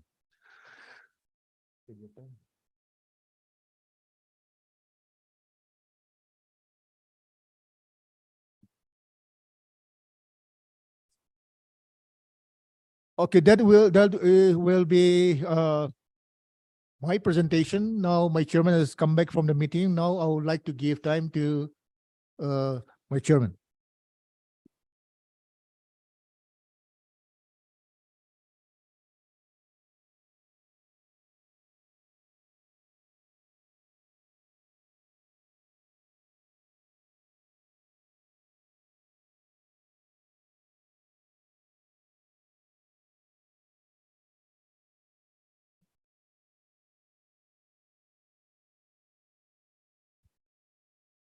Very good afternoon to all of you. Dear heads of institutions and teachers present in today's meeting. The advantage of having online meeting is in your room, in your respective rooms, you can attend the meeting. But then when the connectivity is not good enough, means there will be interruptions, and then you may not be able to hear us. So that is the disadvantage. But then after all this time, we would like to have a meeting with our heads of institutions to update ourselves with the notifications that we are giving you, or with the changes that we expect our schools to take it forward. So our secretary, I believe he has already given all the necessary informations that we wanted to share with you. My focus will be more on the statistics. And then when I talk about statistics, I would also like to make a request to our schools. I'm sure all our schools are also keeping the data of the students from class 1 to 12, or for those who are having from class 5, especially our government schools. They have their data in the register or in the computer system. That's something now with technology, I would request all our schools to keep the data and also see like whether you are progressing, or whether your enrollment is going up or is going down, whether you are doing well in all the classes, or in a particular class you are not faring well, and then you're not getting good enrollment. All these things, if you have your school data, it will be of help to you, for you to know the growth of your school. So I'm sure most of our schools should have that kind of data in the system. But then those of you who are not having that kind of data, from now onwards, I would like to make a sincere request to all our schools that you should have your data in place in the school. And even track your progress of your students, like who have passed out from your schools. And then some of them, they may be doing very well. Also, some of them, they may be not everyone may be in the same profession, or they may be doing other the kind of careers that they take will differ from student to student. But then it will be interesting to know at your own level, it is very much possible to do that kind of analysis also. So that is a sincere request to all our schools. Now, with the NEP 2020, as we are all aware, our focus on the testing of the students is going to change, in the sense we have to do it differently. Now we have to move out from rote learning to conceptual learning, and that to make the students learn with clarity, we have to give a lot of focus on the foundational numeracy and literacy that NEP is emphasizing so much. And then with that one, last year also we have given a notification, and then the NCF for the NCF also has come out for the foundational level. And so I'm sure you are also going through what is there in the NCF of the lower level. That is up to class 2 only, it is out now. And then the draft of the NCF is also out. So all these things are happening. And then for us to make our learning more meaningful, until and unless we give a very strong foundation at the lower level for the child to progress with clarity and with confidence, a very good foundation is important. And if we cannot do that at the lower level, the child is going to suffer at one point of time at the higher classes. So this we've been repeating again and again, but then this is one area of focus that I would like to remind all our schools to focus on this foundational literacy and numeracy. Then the conduct of the exam, that now we are going to test the core essentials, and also we the type of questions that we are going to have is on the conceptual oriented. So we have recently given out the new design of our question paper, and then the design of our question paper with the sample question paper, model question paper. So the hard copy is given to you, but then if you want more copies, means you can always download from our website, So that make it a point that all your teachers are aware, all your subject teachers are aware with these changes. And then as the head of the institution, you should keep on monitoring them, so that you are also, we are all of us are on the same page. Because here, how to get assessed is going to determine the learning in the classroom also. How the teaching is taking place, it's the way that the assessment is going to take place, it should go in that line.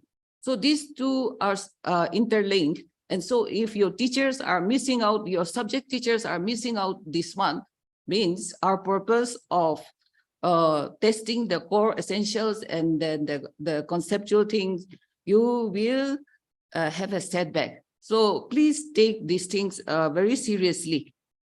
And so while talking that I wanted to talk about statistics, I would also like to share the statistics of how, where we are in our class 8 examination with our first with our enrollment. Here we have put out for the 5 years only, but from 2019, if you see, the class 8 and class 9 enrollment is somehow steady, both in government and private schools. But then the class 9 student, say in the case of government 2019, we have 10,161. And so this out of 10,167, in 2020 in class 10, only 5,126 were enrolled. So the pass percentage is about 50% only, 50% only. And in the case of the private schools, the enrollment is usually high. So it's 22. We have 22,369. But then in class 10 in 2020, we have got only 15,708. So likewise, our pass percentage in class 8 and class 9 is somehow steady and it's complementing each other. Next one. But then if you see the statistics, if I don't read out again also, like the dropout rate in class 9 is the highest. Still, it is the highest. We are not able to overcome this problem of highest failure rate in class 9 all these years. So are we giving education to eliminate the students or to bring them to appear the class 10 exams? This is a question I would like to pose to everyone. And so the failure rate in government is higher, but then in private also it's still very high. It will be more than 30%. So like the case of 2022 in class 9, we had say in the case of private schools we had 20,077, but then now in this year we got only 15,253. So 53. So I mean, like, where are the other 5,000? And then if you see the total means from 30,000 class 9, it is coming down to class 10 in 2023, only 20,000. So there's almost a drop, a failure rate of 10,000 students. I mean, like staying back in class 9 or dropping out of the system. This has become a very big concern for the board. And then I guess like the problem, the concern is the same with all our schools also. So like if for the purpose of making the students study up to class 9, and then after that, we will not let them study in class 10. I mean, I guess there is no such formula. But then if we look at the 5 years, the last 5 years or the 10 years also, the trend is not improving.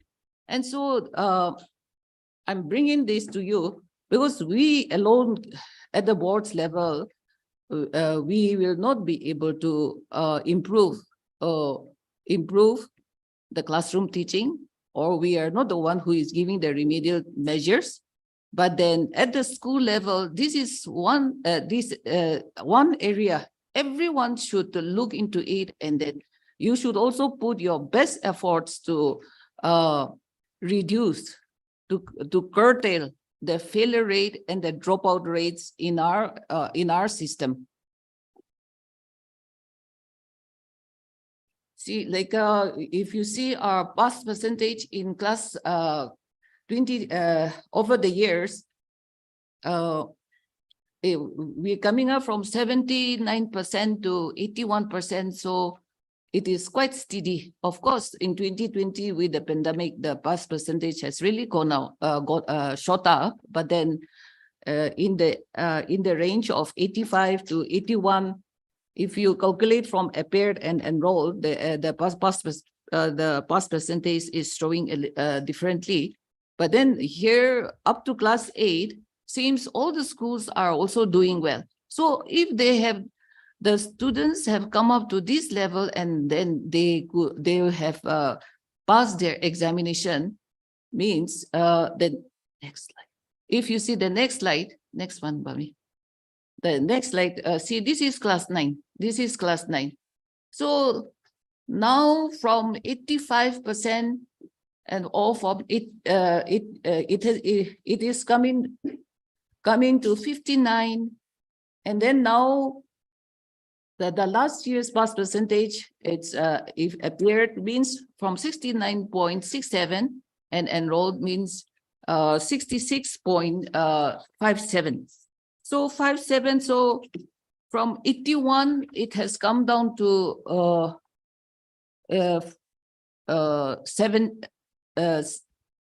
66. So here, if you see if you compare the class 9 and class 8 results, means there's a gap of 10% decrease, minimum 10% decrease, 10% decrease in our pass percentage. So this is a matter of concern. And then as a child is studying in your school from class 1 to class 9, means he has spent already an academic year 11, class A and B, and class 9 means already 11 years, academic years. So in that period, I mean, like the learnings that took place in the different classes could not help him to make it in class 9. That's something, a matter of great concern for all of us. So this is one area that we all have to work harder. We all have to understand our situation, and then from now onwards, like you go down to the lower level, to the foundational level, and then you have to bring up the students in a manner that they can also pass their class 9 examination and appear the HSLC examination. Next one, because there are reasons like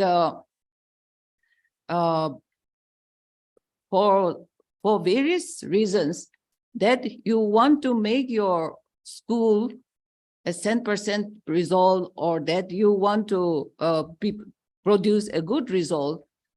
I'm afraid I may be wrong also, but then you are doing a lot of screening in class 9, and that is becoming very harmful to the school education system. So now, yes, if with all your efforts, if you can make your school 10%, that also it is good. But then that is not the final victory, I feel, because in a classroom you will have all categories of students: the slow learners, the brightest students, the average and below average students. All categories of students will be there. So you should also give proper and remedial teaching to all the categories of children, so that they can also come up to a level and then they can sit for their board exams.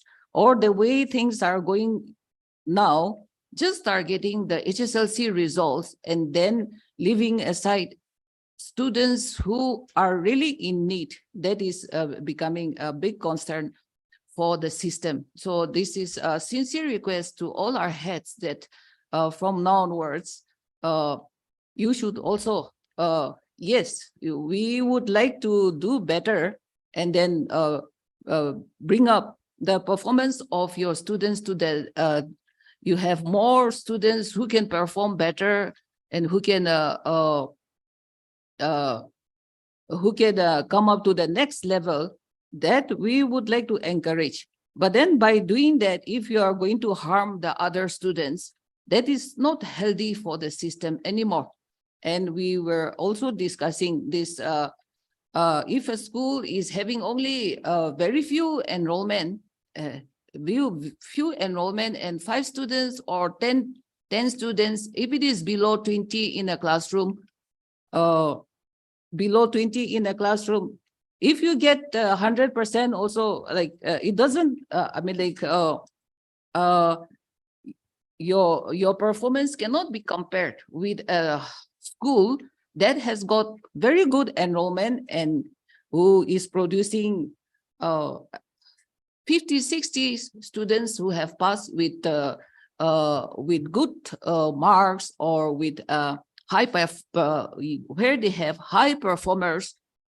That's 10%. I think the value is different again. So you should have, as per our rule, you should have minimum 20 from class 6 to class 10. And so who knows, in the years to come, we may not, if this is not healthy for our schools, means we may not even show that 100% in the years to come. So that's something.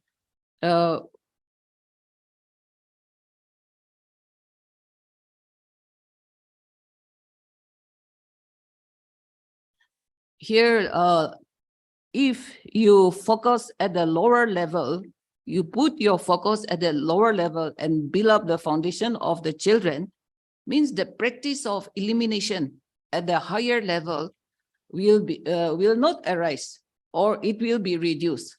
But that is lacking in our system, and that we are not able to take care of this the system in that line. We are doing a lot of harm to our system. And so maybe some schools from the lower level till the higher classes, they are doing, some of the schools who are doing well, they have taken good care of the lower level also, so they could do well. So we have good examples where many of our schools, they could produce good results from, and then the dropout rates at the lower level or at the middle level, the failure rates are also less. But then there are a good number of schools, their focus is something different, and then they are doing a lot of elimination. So now you have to shift gear, and then you have to give focus on the lower level. Please note that. And this is the result of our HSLC for the last 10 years. And this is government compartmental for the last from 15 to 22. Then next one. Then this is the comparison of performance of government and private schools for the last 5 years. This is government schools. This is private schools. This is I guess like this kind of thing, you have already seen it in our result gazettes every year, but then just to have a glance like how the government schools and then the private schools are performing.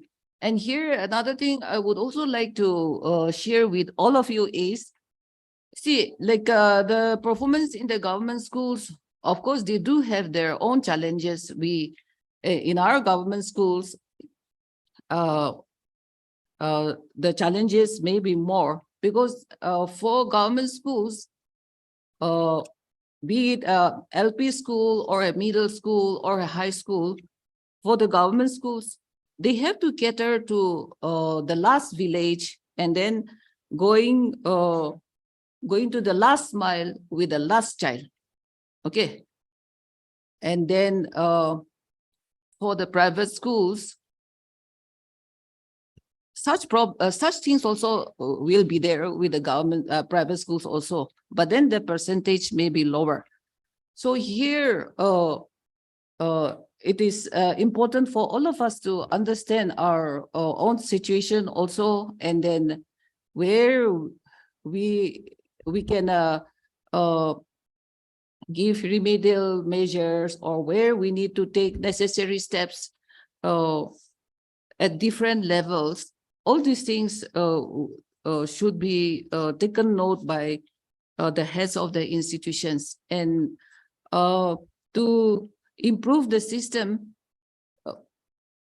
it is not only the teachers, like it is the head who is driving the school, and then through the head only, a lot of improvement can take place. And so it is also expected all the heads of institutions are aware of the things that are happening in the school, the changes in the type of questions, the changes that that we keep on circulating notifications. So the notifications, what are the things that we expect the teachers to take it forward to the classroom?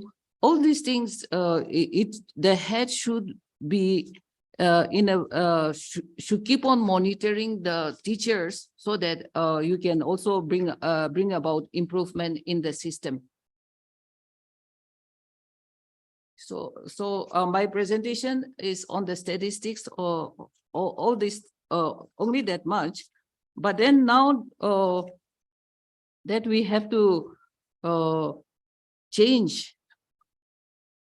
It cannot. It's not going to be a total change, but then the way that things are to be done, you can do it differently, and then it should be. Result oriented in the sense the result should be reflected in such a way that it is a fruitful one. It is not a selective one, but then it is a fair and successful assessment of every child. Now we have to focus in that line. We have to focus in that line. If this year, if you see our result, our result of class 10 or even higher secondary, there is improvement in the class 10 of about 6% in class 10, from 64 to 70%. And then in the higher secondary also, there is an improvement in art stream and then commerce stream. But then all these improvements, we have to take it forward, that this year we are here, next year for the changes that we are initiating, and then for the changes that we are going to make in our question papers. If you cannot implement the instructions that we have given, we have given in March, April, means the performance of the students or the learning of the students will be indirectly affected again. So whatever notifications or whatever changes that we are bringing it to you, please make it a point to see that you also take it to your classrooms, brief your teachers, and then they implement the new things that we expect our schools to take it forward. Because for the board, we will be giving out the necessary instructions, we will be giving out necessary guidelines or booklets. But then if you just keep it with yourself, and that if it is not disseminated to the teachers and the students, we will not progress again. So please share all the informations that we are giving to you with your teachers, and then it should, so that it goes down to the school, and that together we can make the changes happen in our education ecosystem. Thank you.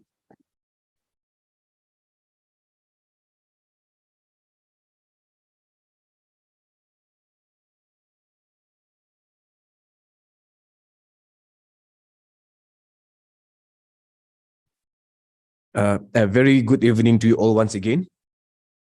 We can see the number of participants dwindling down. so will not be taking much of your time.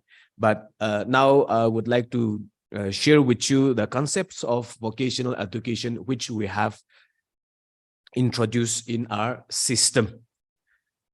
The concept of vocational education is not a new thing to us, because we are already into the system by now. But many of the schools, many of the parents, and even the students, we still consider this vocational education to be the traditional vocational education that existed. But now what the vocational education which we are talking about is a dynamic and a market-oriented vocational education. So vocational education or skill development has become a catchword in almost all the educational talks or discourses. And now with the coming of the National Education Policy, the vocational education has gained more impetus, because the new education policy, the National Education Policy, has given a clear and call for the mainstreaming of vocational education into the educational system, so that the flaws that we have in the system could be covered up. Now, when we look at the scenario, the 12th five-year plan, 2012-2017, it has estimated that only a very small percentage, that is not even 5% of our workforce in the age group of 19 years to 24. 19 years to 24 years have acquired formal vocational education. Not even 5% of our workforce in that bracket has acquired vocational education. Whereas advanced countries like United States, Germany, or talk about South Korea, and particularly South Korea, it is found that 96% of the workforce in this age group, that is 19 to 24, are vocationally qualified, or they have acquired formal vocational education in the school, within the school system. And that is how we can see the difference between India and other advanced countries like Korea. Now, it is because of the trend that is there in a country like South Korea. Their workforce are so skilled that they are able, though the country is not that big, though when we look at the population of South Korea will be just a fraction of our population. But when it comes to the things that they are able to produce, they are being able to market the whole world.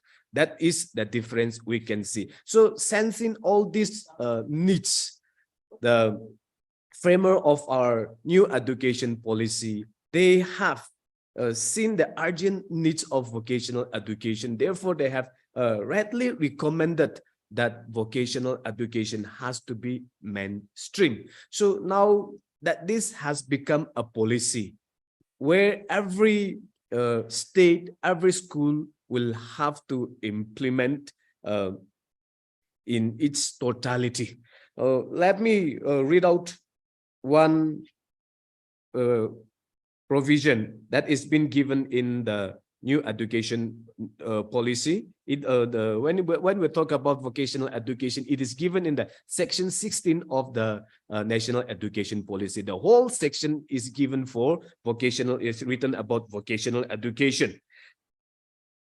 The policy aims to overcome the social status hierarchy associated with vocational education and requires integration of vocational education programs into mainstream education in all education institutions in a phased manner, beginning with vocational exposure at early ages in middle and secondary school. Quality vocational education will be integrated smoothly into higher education. it will ensure that every child learns at least one vocation and is exposed to several more. This would lead to emphasizing dignity of labor and importance of various vocations, including those involving Indian arts and artisanship. Section 16.4. So it has called for every school to give the opportunity to get their students exposed to different kind of vocational educations since their middle school level. So now that is the goal of the policy, and the vocational education, earlier vocational education has been considered as a course or as a stream where the dropouts or where the students who could not cope up in the mainstream goes for it. But now it has been changed from that perspective. Now it is, as I've said, it is market oriented. It is a progressive course which has been emphasized by the new education policy, and the education policy also, the new education policy also has endorsed the National Skill Qualification Framework, which is already in existence. So now the vocational education which we have has a very comprehensive framework so that it can move upward, it can go in a, it can progress laterally, and it can also progress vertically, so that the framework has emphasized on that. Let me take you through some short slides.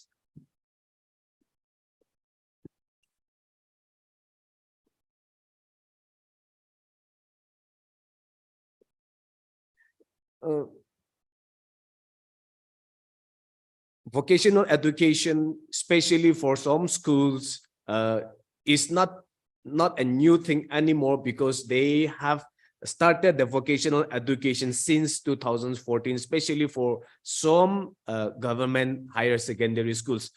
For the private schools, we have started only since last year, that is 2022.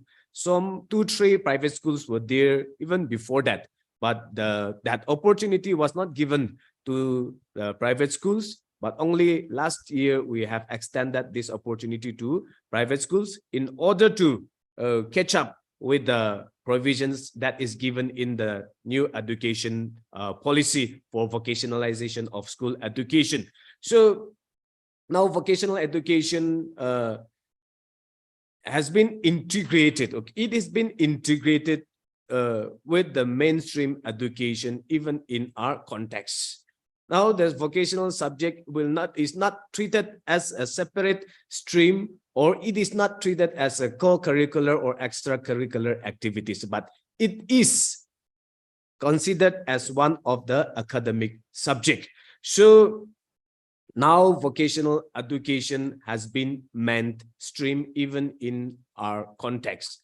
The vocational education is not only, or does not start only from classes 9 and above, but the policy clearly states that it will have to start from lower classes, that is from middle level. So at the middle level, we have pre-vocational education. So that is exclusively for classes 6 to 8. And for this, we have, along with the notification of the government of Nagaland, we also have circulated a notification to all the schools that pre-vocational education should be implemented in all the schools. So this year, the government of Nagaland has come out with another notification. Last year, the schools were asked to go with a handbook which was developed by an organization which is called Lend a Hand.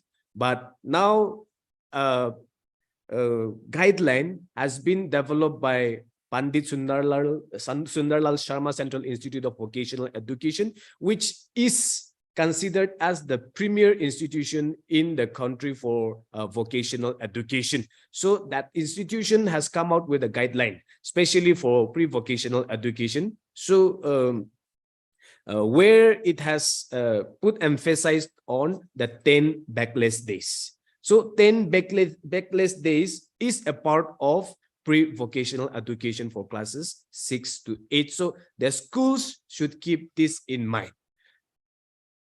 If a soft copy of that guideline is required, we will be able to share that with the schools through the district WhatsApp group. So please keep that in mind. So as per the policy, every child has to learn at least one vocation and exposed to many, so that once they come up to the higher classes, they will be able to identify their interests in the different vocation that exist. So that is the idea, that at the lower classes, each child should be made to get exposed to as many vocation as possible.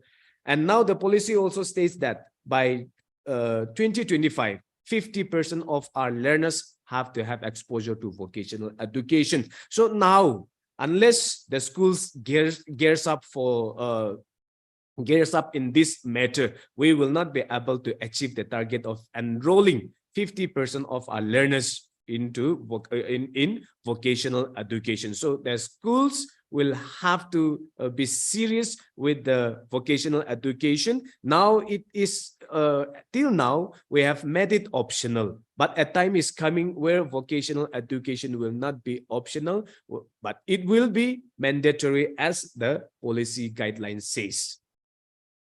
Now the aim of the vocational education which we have now is to develop competency, which includes knowledge, skill, and attitude among the students. So the vocational education which existed was mainly on a particular skill, but the skill education or the vocational education which we have now is also include the attitude of the students, to develop the attitude of the students for particular vocation or for the vocations that exist.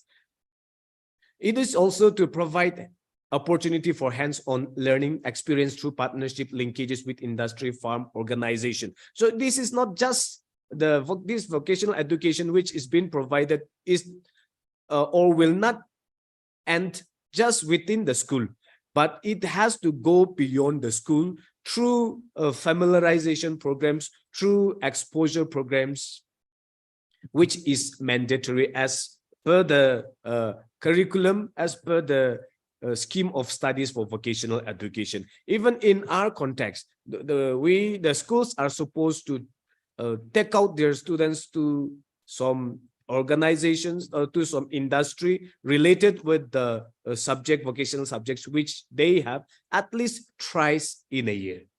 So this kind of familiarization programs with the actual world or actual work situation will enable the students to learn better, to connect with the reality that is happening. So this vocational education aims to provide more hands-on learning for the students. Now, this is also to prepare the students for the world of work.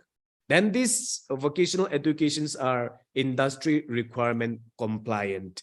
So the courses which we have are not developed by any other organization, but all these job roles or all these subjects are being developed by the different industry that is in the market. So for IT, the conglomeration of IT groups, they come up with the courses that is required or that is needed in the market situation. So based on that, the syllabus are being framed, which are being vetted by the PSSCIVE, so it becomes a national document, it is of national standard. So the vocational education, the courses which we have is of national standard, which the courses which are provided is acceptable all across the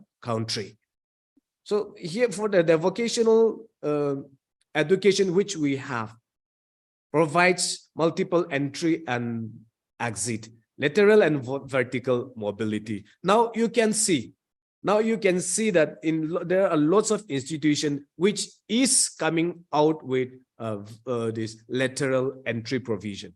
So if it is for the fresh student, if it is for 3 or 4 years course, for the students with vocational background, for the students having the experience, for the students having the knowledge on that particular subject, they get the privilege of lateral entry, where they will not spend as much time as the other students. So that vertical or that lateral mobility is happening. Now, we also can see that lots of colleges have started offering BVOC, Bachelor of Vocational Education. So that is now happening as the new education policy has mandated, particularly for vocational education. Even in higher education level, the UGC is on the job to accommodate the vocational education students, and that is this BVOC is also a part of that initiative that the UGC has taken up for the interest of the students. Just skip it. Just skip it. Now, can skip.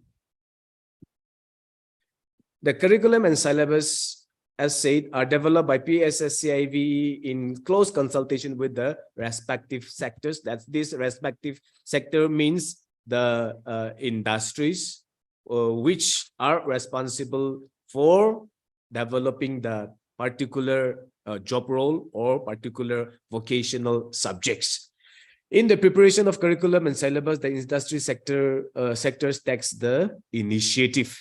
But as said, it is always weighted.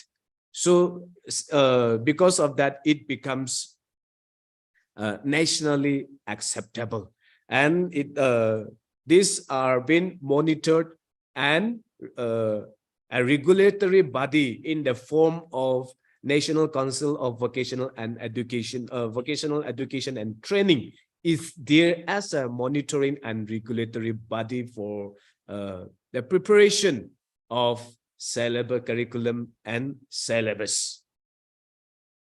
Now, in our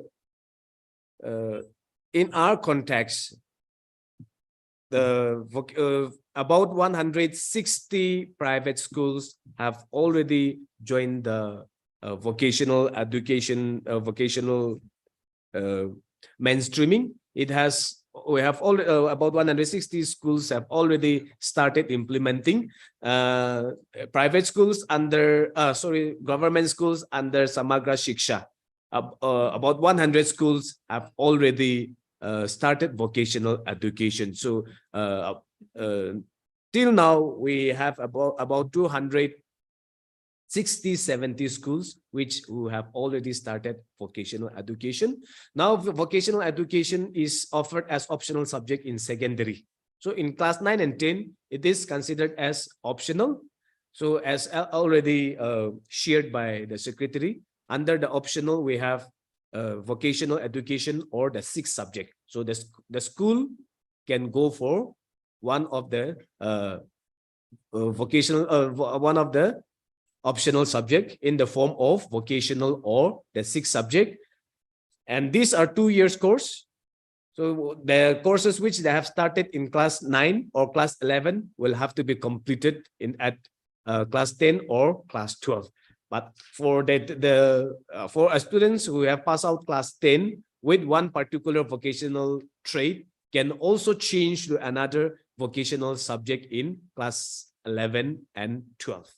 Earlier, it was a 4 years course. That means they have whatever they have started in class 9, they have to complete it till class 12. But now it has been made to 2 years course. So after class 10, they can transit to another vocational subject. The distribution of marks is 50 theory and 50 practical. So the practical, since this is for hands-on experience, the equal emphasis is put on the practical side. The schools will have to ensure that maximum practical takes place in the school so that the students gets the skills that is required for the particular course. Practical external assessment for certifications are conducted by sector skill councils. This provision, we are not able to extend it to the private schools. This is happening only for the government schools, but the board is working so that we are able to bring the students under private schools for certification as well. Student for the certification, a student will have to qualify both in theory and external practical assessment that is being conducted by the sector skill council. So even a student pass in theory, if he fails in practical, certification will not be given, vice versa. Even if they pass in theory, if failed in practical, this certification cannot be given. So right now we have this job roles or the subjects available. IT, or we call it ITES, tourism and hospitality. Healthcare is for only for classes 11 and 12. Then retail we have, okay, IT from class 9 to 12, tourism and hospitality from class 9 to 12, retail also from class 9 to 12. Then beauty and wellness from class 1 to 12, electronics 1 to 12, multi-skill class 9 to 12, multi-skilling only for classes 9 and 10, agriculture from class 9 to 12, then automotive also now it is from class 9 to 12. Class 9 to 12. And then plumbing we have just started. So it is only in class 9 this year, but plumbing also will be upgraded with in the coming years. So these are the 10 vocational subjects that are being introduced right now. So the schools, besides those 260-70 schools, we have about 500 schools who have not introduced the vocational subjects. You can see to it, you can have a look at the competency-based curriculum and syllabus which we have developed and already posted in the, uploaded in the portal. You can download that booklet, you can see to it, and you can choose any of the subjects which will be convenient or which will be to the liking of your schools or students. And even for those schools which already have introduced vocational education, since vocational education is mainly for the skill development, the schools are encouraged that you introduce not only just one subject, but you go for more subjects so that the students are given the opportunity to choose the subject of their choice. So the time for application for the introduction of vocational subjects also is approaching. So the schools, they you can you think of it, and for those schools we do not have, you please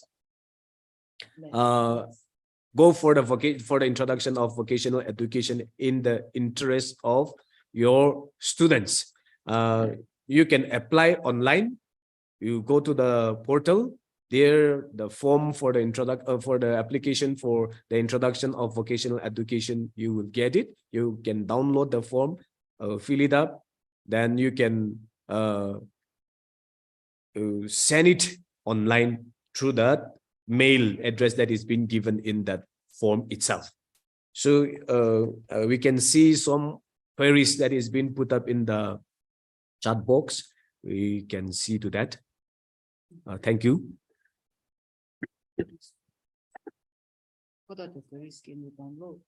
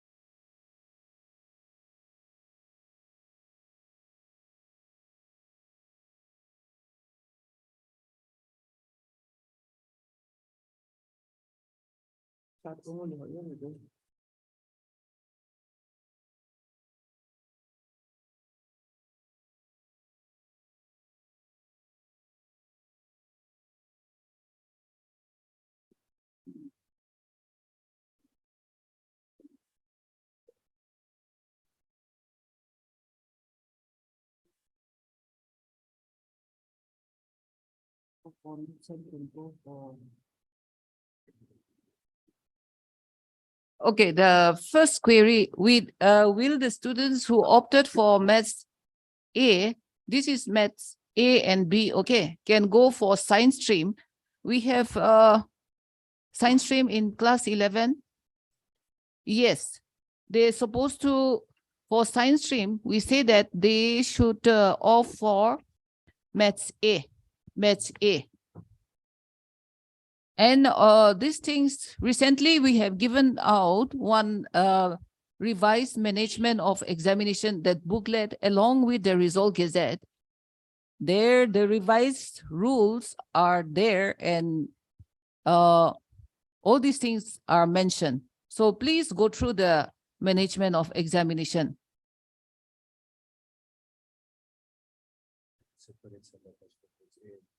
There is no separate syllabus for maths A and B. Please understand, these two levels of maths A and B, it's the same textbook, it's the same classroom, it is the same teacher, but during the conduct of the examinations, we are going to give two types of question paper. We're going to give two types of question paper. So in the classroom or in the school, you will not segregate your students for maths A and B. Okay, please keep that in mind. And then no separate syllabus, and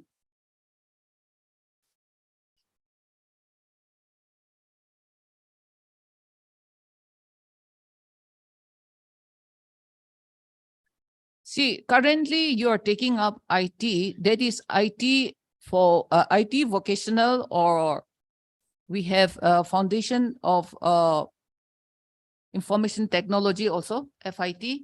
So which one you are taking? That's but please don't confuse yourself. Like financial literacy, it's a certificate course that is made compulsory for all the schools. It is 25 periods, and then it is a certificate course, and the exams is usually it comes in the month of August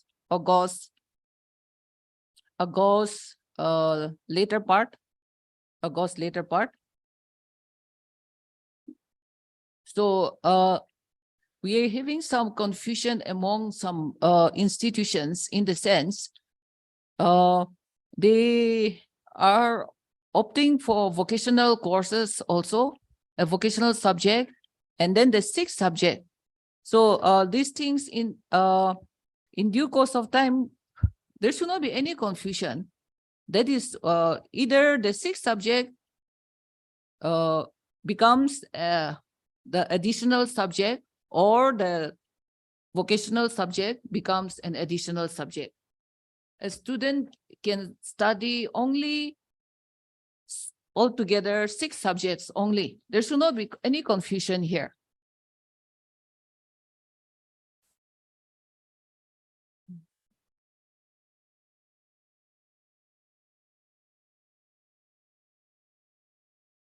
we will give provision during the form filling up. I think that's something we are discussing to know the students' option for Maths A and B, so that we can prepare the question papers, print the question papers accordingly. See, all these instructions, like the way it should be, we expect.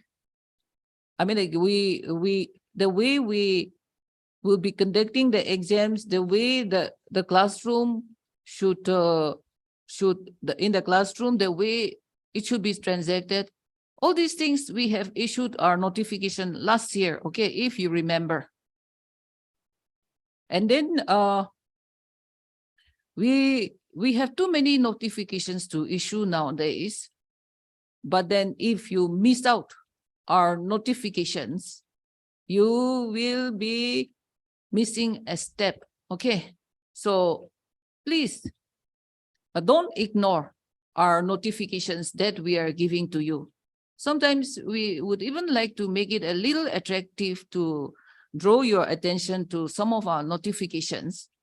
And so we take the trouble of making it into a poster, all these things we are doing. But then, so there are certain notifications, it is exclusively for the heads of institutions, or but then most of the time, the notifications we are giving is for you to take it forward to your teachers and your students. And at your level, if you don't do that, means you will be facing issues like this, asking about Maths A and B. All these informations we have already given. How will be the pattern of question class 8 and class 9? We're going to follow the same pattern as phase 1 and phase 2. You have already conducted the midterm exams. And so that one also, it is same with last year. Class 8 and class 9, it is phase 1 and phase 2. But the midterm, we would like you to conduct with sincerity, in the sense, by conducting the midterm, you will come to know the strength and the weaknesses of your students. So before you go for the phase 1 and phase 2, before you conduct the phase 1 and phase 2 examination, you will be able to give remedial measures, or if the child needs more help in a certain subject or in certain area, you will be able to identify. So we are keeping these midterm exams also. And then I've been noticing, I don't want to name the schools, but then some of the schools are not following the calendar that we are giving it to you. They have already conducted the midterm in May, along with the lower classes. And then they are now they are conducting classes to prepare the students for phase 1 and phase 2. But then if that is helping you to do well in one way, that is something different. But then when a calendar is given to you by conducting midterm by May, especially for the secondary level, class 8 and 9, how far you have finished your courses and how the schools are conducting the midterm in May, that I'm not very sure. And then now when we talk about that children should learn the basics, and that they should have the clarity of the concepts, and that you should bring up them in a systematic manner, that they have a strong foundation, so that you can have lesser failure rate at class 9 and at the higher level. I mean, if you are going to follow your own system, and if you if you do your own way, and if that is going to harm your students, we should not be held responsible for your actions. Okay. And this I've been telling in the other in our other meetings also. But then we are also coming across or hearing stories about our schools that they prefer to use the help books instead of teaching the students from the textbooks. And so, and then the teachers, they don't have time to give answers, or they don't have time for discussion of the topics in the classrooms. Such things are happening in our schools, in some of our schools. And so when we talk about the NEP 2020, and that now our focus is to shift away from rote memory. If you are still dependent, your teachers are still dependent on the help books and all, that's something, a matter of a great concern for me.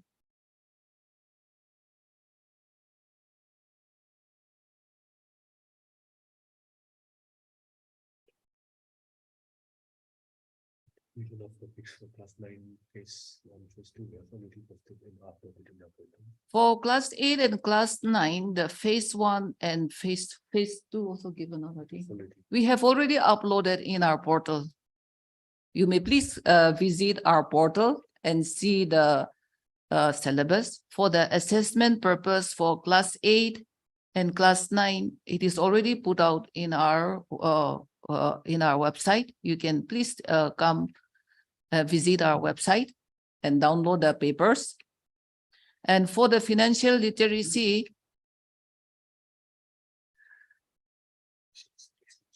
the question papers are prepared by the National Stock Exchange of India. Okay, then the assessment, the online, if it is exam is conducted online, means assessment also is easier rather. But then with the online examination, we have also got from some feedbacks that it was not convenient for some schools. So this year we may do offline examination, but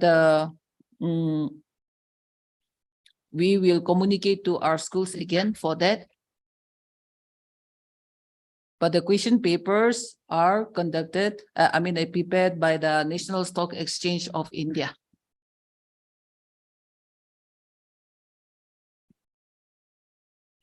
This very, how do we? Okay, for arts who opted for economics have to take maths.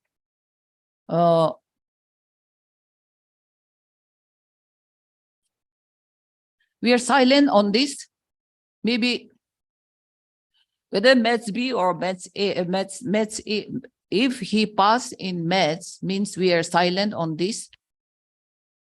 So,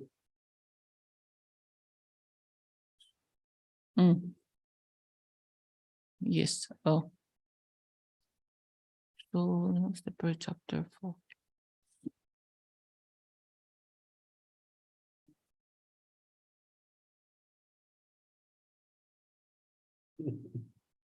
See, for maths A and maths B, the teacher or the institutions, you are not supposed to select the students. Okay, it will be. It is simply the choice of the students. Here we are giving the choice to the students. Well, we are starting first with maths A and B. And then with the NEP 2020, this type of tier level of subjects in the other subjects also in the years to come, maybe it may happen also.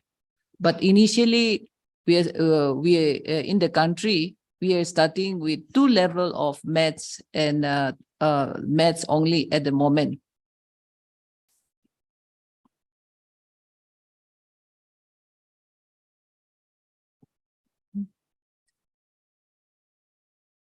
Financial literacy is compulsory. See, you are, some of our schools, you are missing out our notifications. And on one hand, people are also making fun of the education department that we are one department who should be awarded for issuing maximum notifications. But then, like for us, the notification is through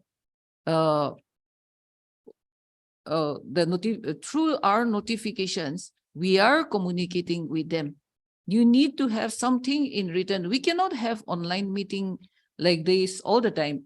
Like online meeting has its own advantages and disadvantages also. And so that we have our concern, and that we need to communicate with you, and that you need to take it forward to make it happen in our school system.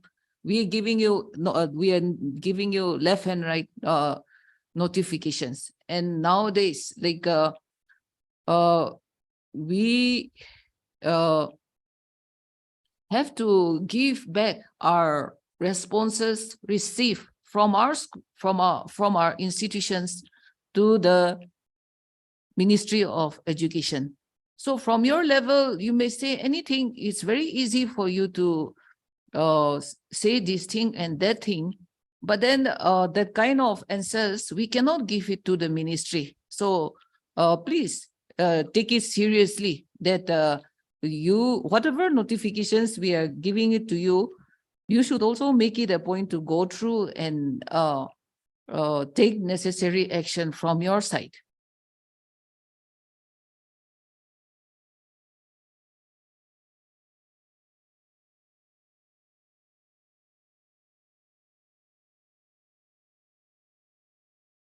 The weightage of marks for FL and all these things, it's there in our notifications. Okay, we have already given to you.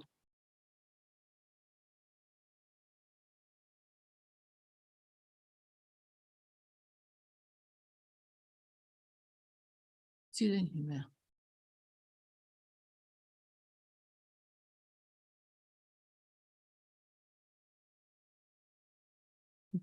with special needs and personal membership.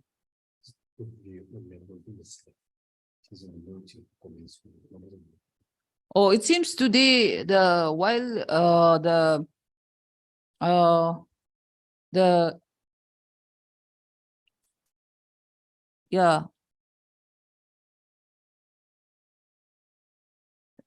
presentation for inclusive education, the network was not good enough, it seems. But then for inclusive education also, like we have to do a lot more in this area. And then for inclusive education, we will do some, we will come out with more information. We will come out with more information. And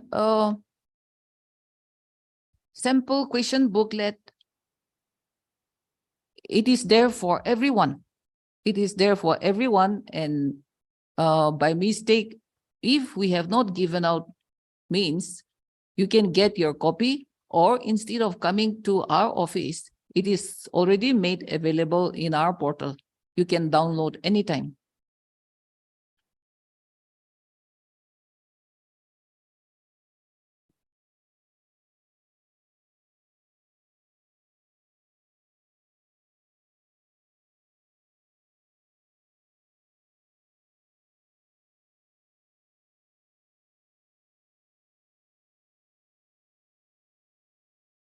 We are not going to give the blueprint for grade 9, class 9. Last year also we have not given. We will not be giving this year also. For class 10, class 12, we will discuss, and if we are to give also, we will give at a later stage, not now.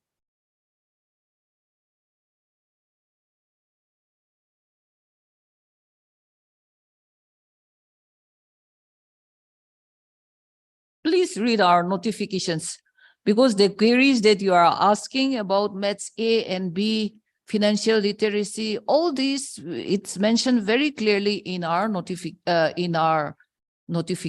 in our circular.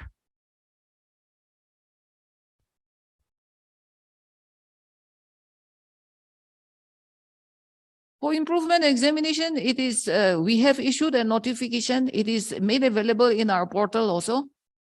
And it is given in the Result Gazette also. Looks like, I mean, like, you're welcome to come to us with any kind of query, okay? But then you should also read the instructions, the notifications that we have given to you.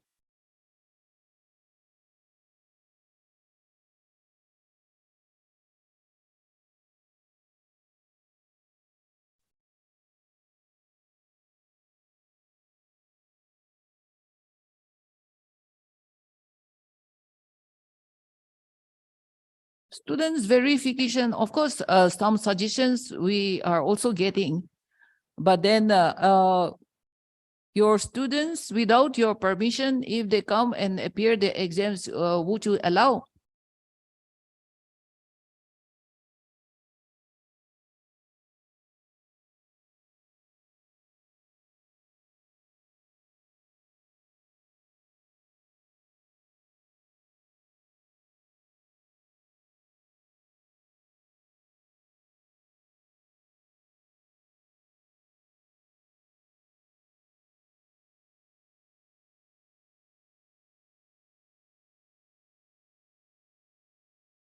Okay, the duties that your teachers are doing, that that's something your point is noted. We cannot exactly decide how many days they will be required to do the evaluation. It depends on the kind of scripts that they are given. But then that's something we will take note of it.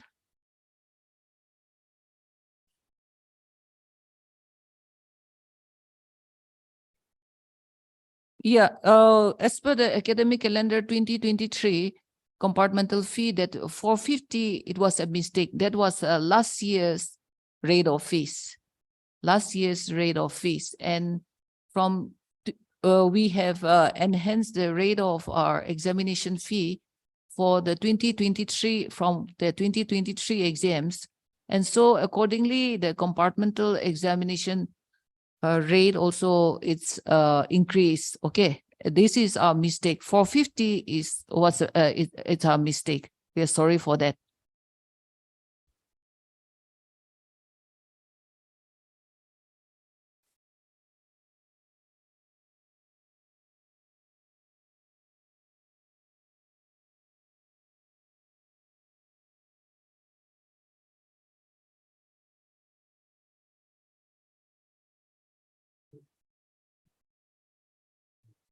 VE lah kado. Which one?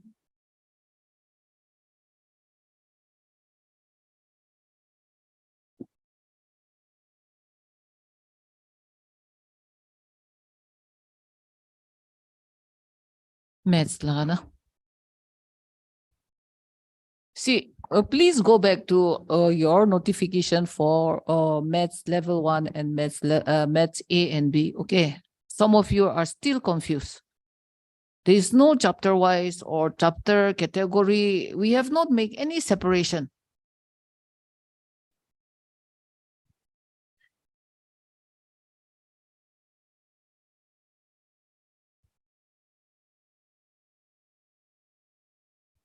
And for that matter, we have given sample question paper for Maths A and B. Okay.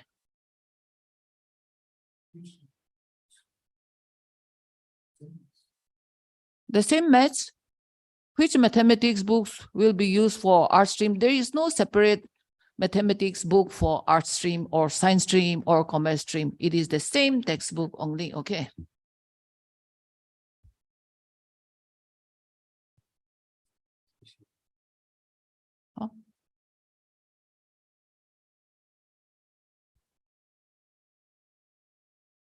Yes, that is a good suggestion. Minimum 20. And from there, we should increase. But then the 100% that we are giving, somehow it's becoming misleading for some schools.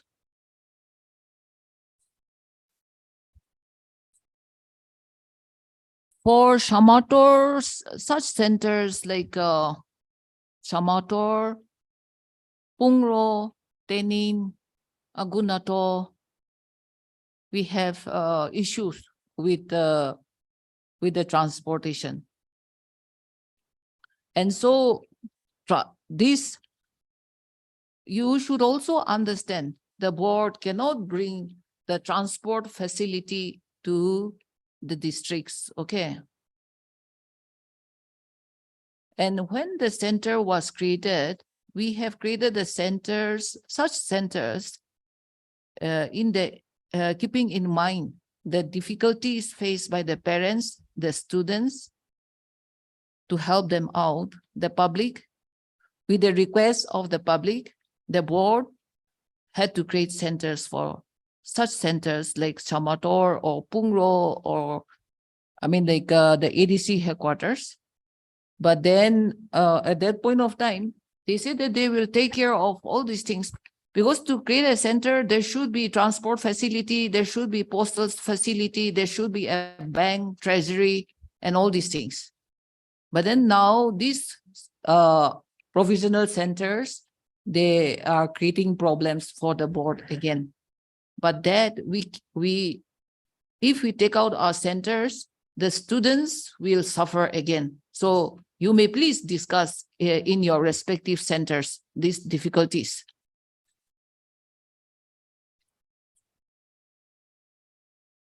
No, for maths A and B in the school, you will not make any separate question paper.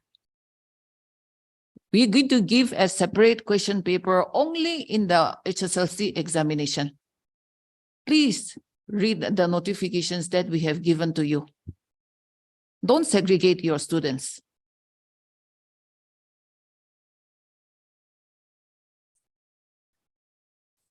One student from go to the, for the compartment, one student from Wakching, one student from our school unknowingly applied for a compartmental exam in the name of an other school. Go to the portal, to the help desk, to our portal help desk.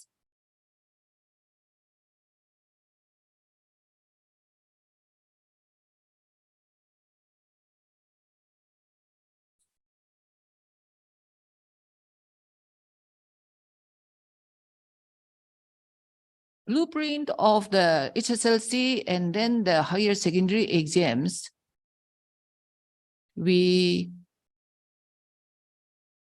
a very good reason, we are not giving early, or like we are not giving ahead of the main exam. Because if we give that early, means the students will do only selective study. And the teacher also will focus only on the examination again. Here, you know, we should, I think we should all understand, giving education to a student, to a child, it is not only to make him pass. We are giving education for them to succeed in life. You have to think that you are giving education to the child to progress in life and to succeed in life. It is much more than making the student pass the examination. So with that objective, just to make the student pass the examination, things are going wrong. We will not give our blueprint early. Rather, next year only we will give. We will give at the right time.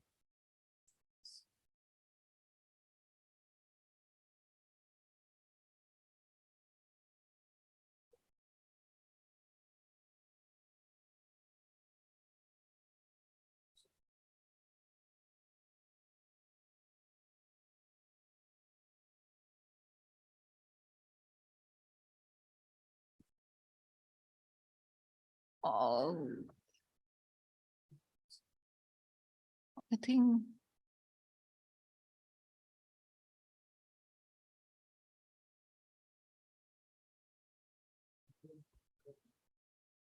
we no longer have home science in higher. We don't have any. We don't have home science subjects in higher secondary.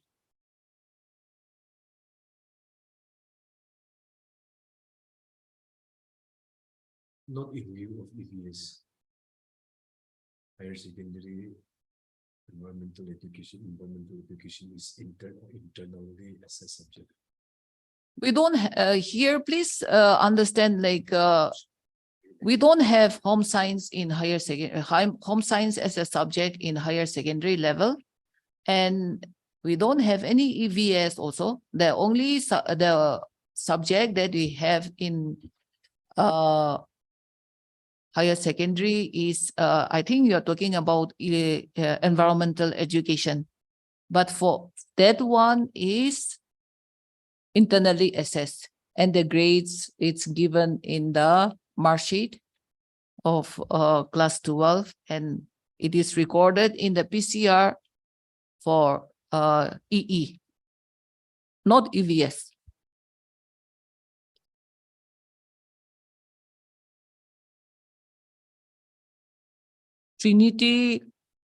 This Trinity school is doing Sang, or you can apply for a nearest center. You can you can apply, but then the decision of the board will be final. If it is feasible or if it is okay, that's something we will look into it.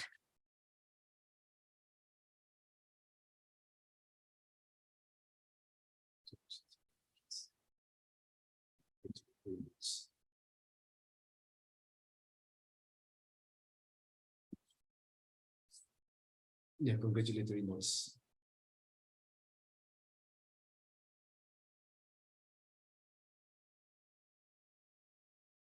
That's things we don't need clarification.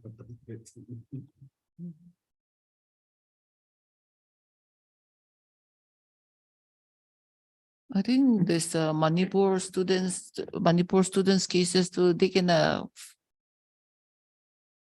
tie up with the concerned department.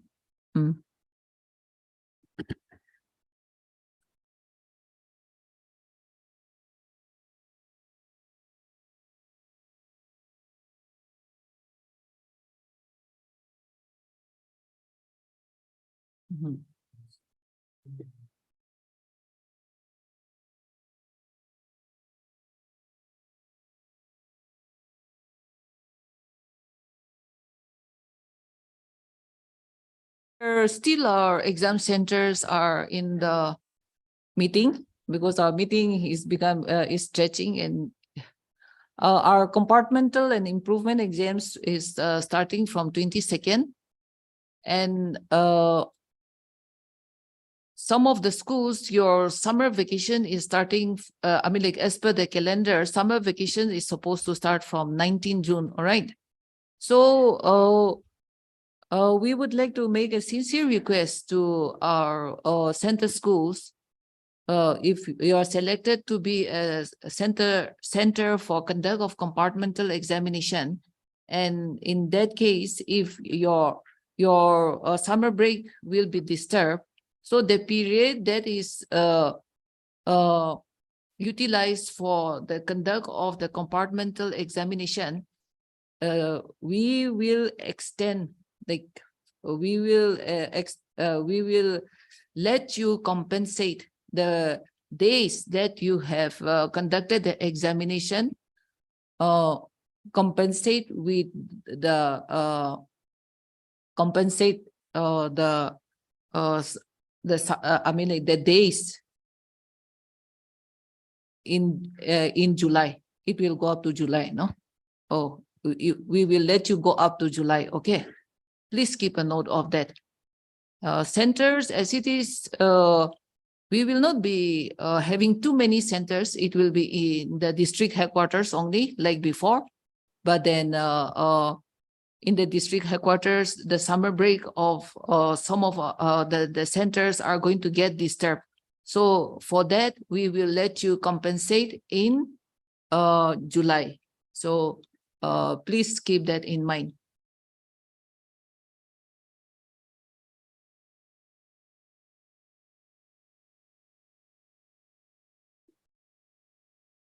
I think that's-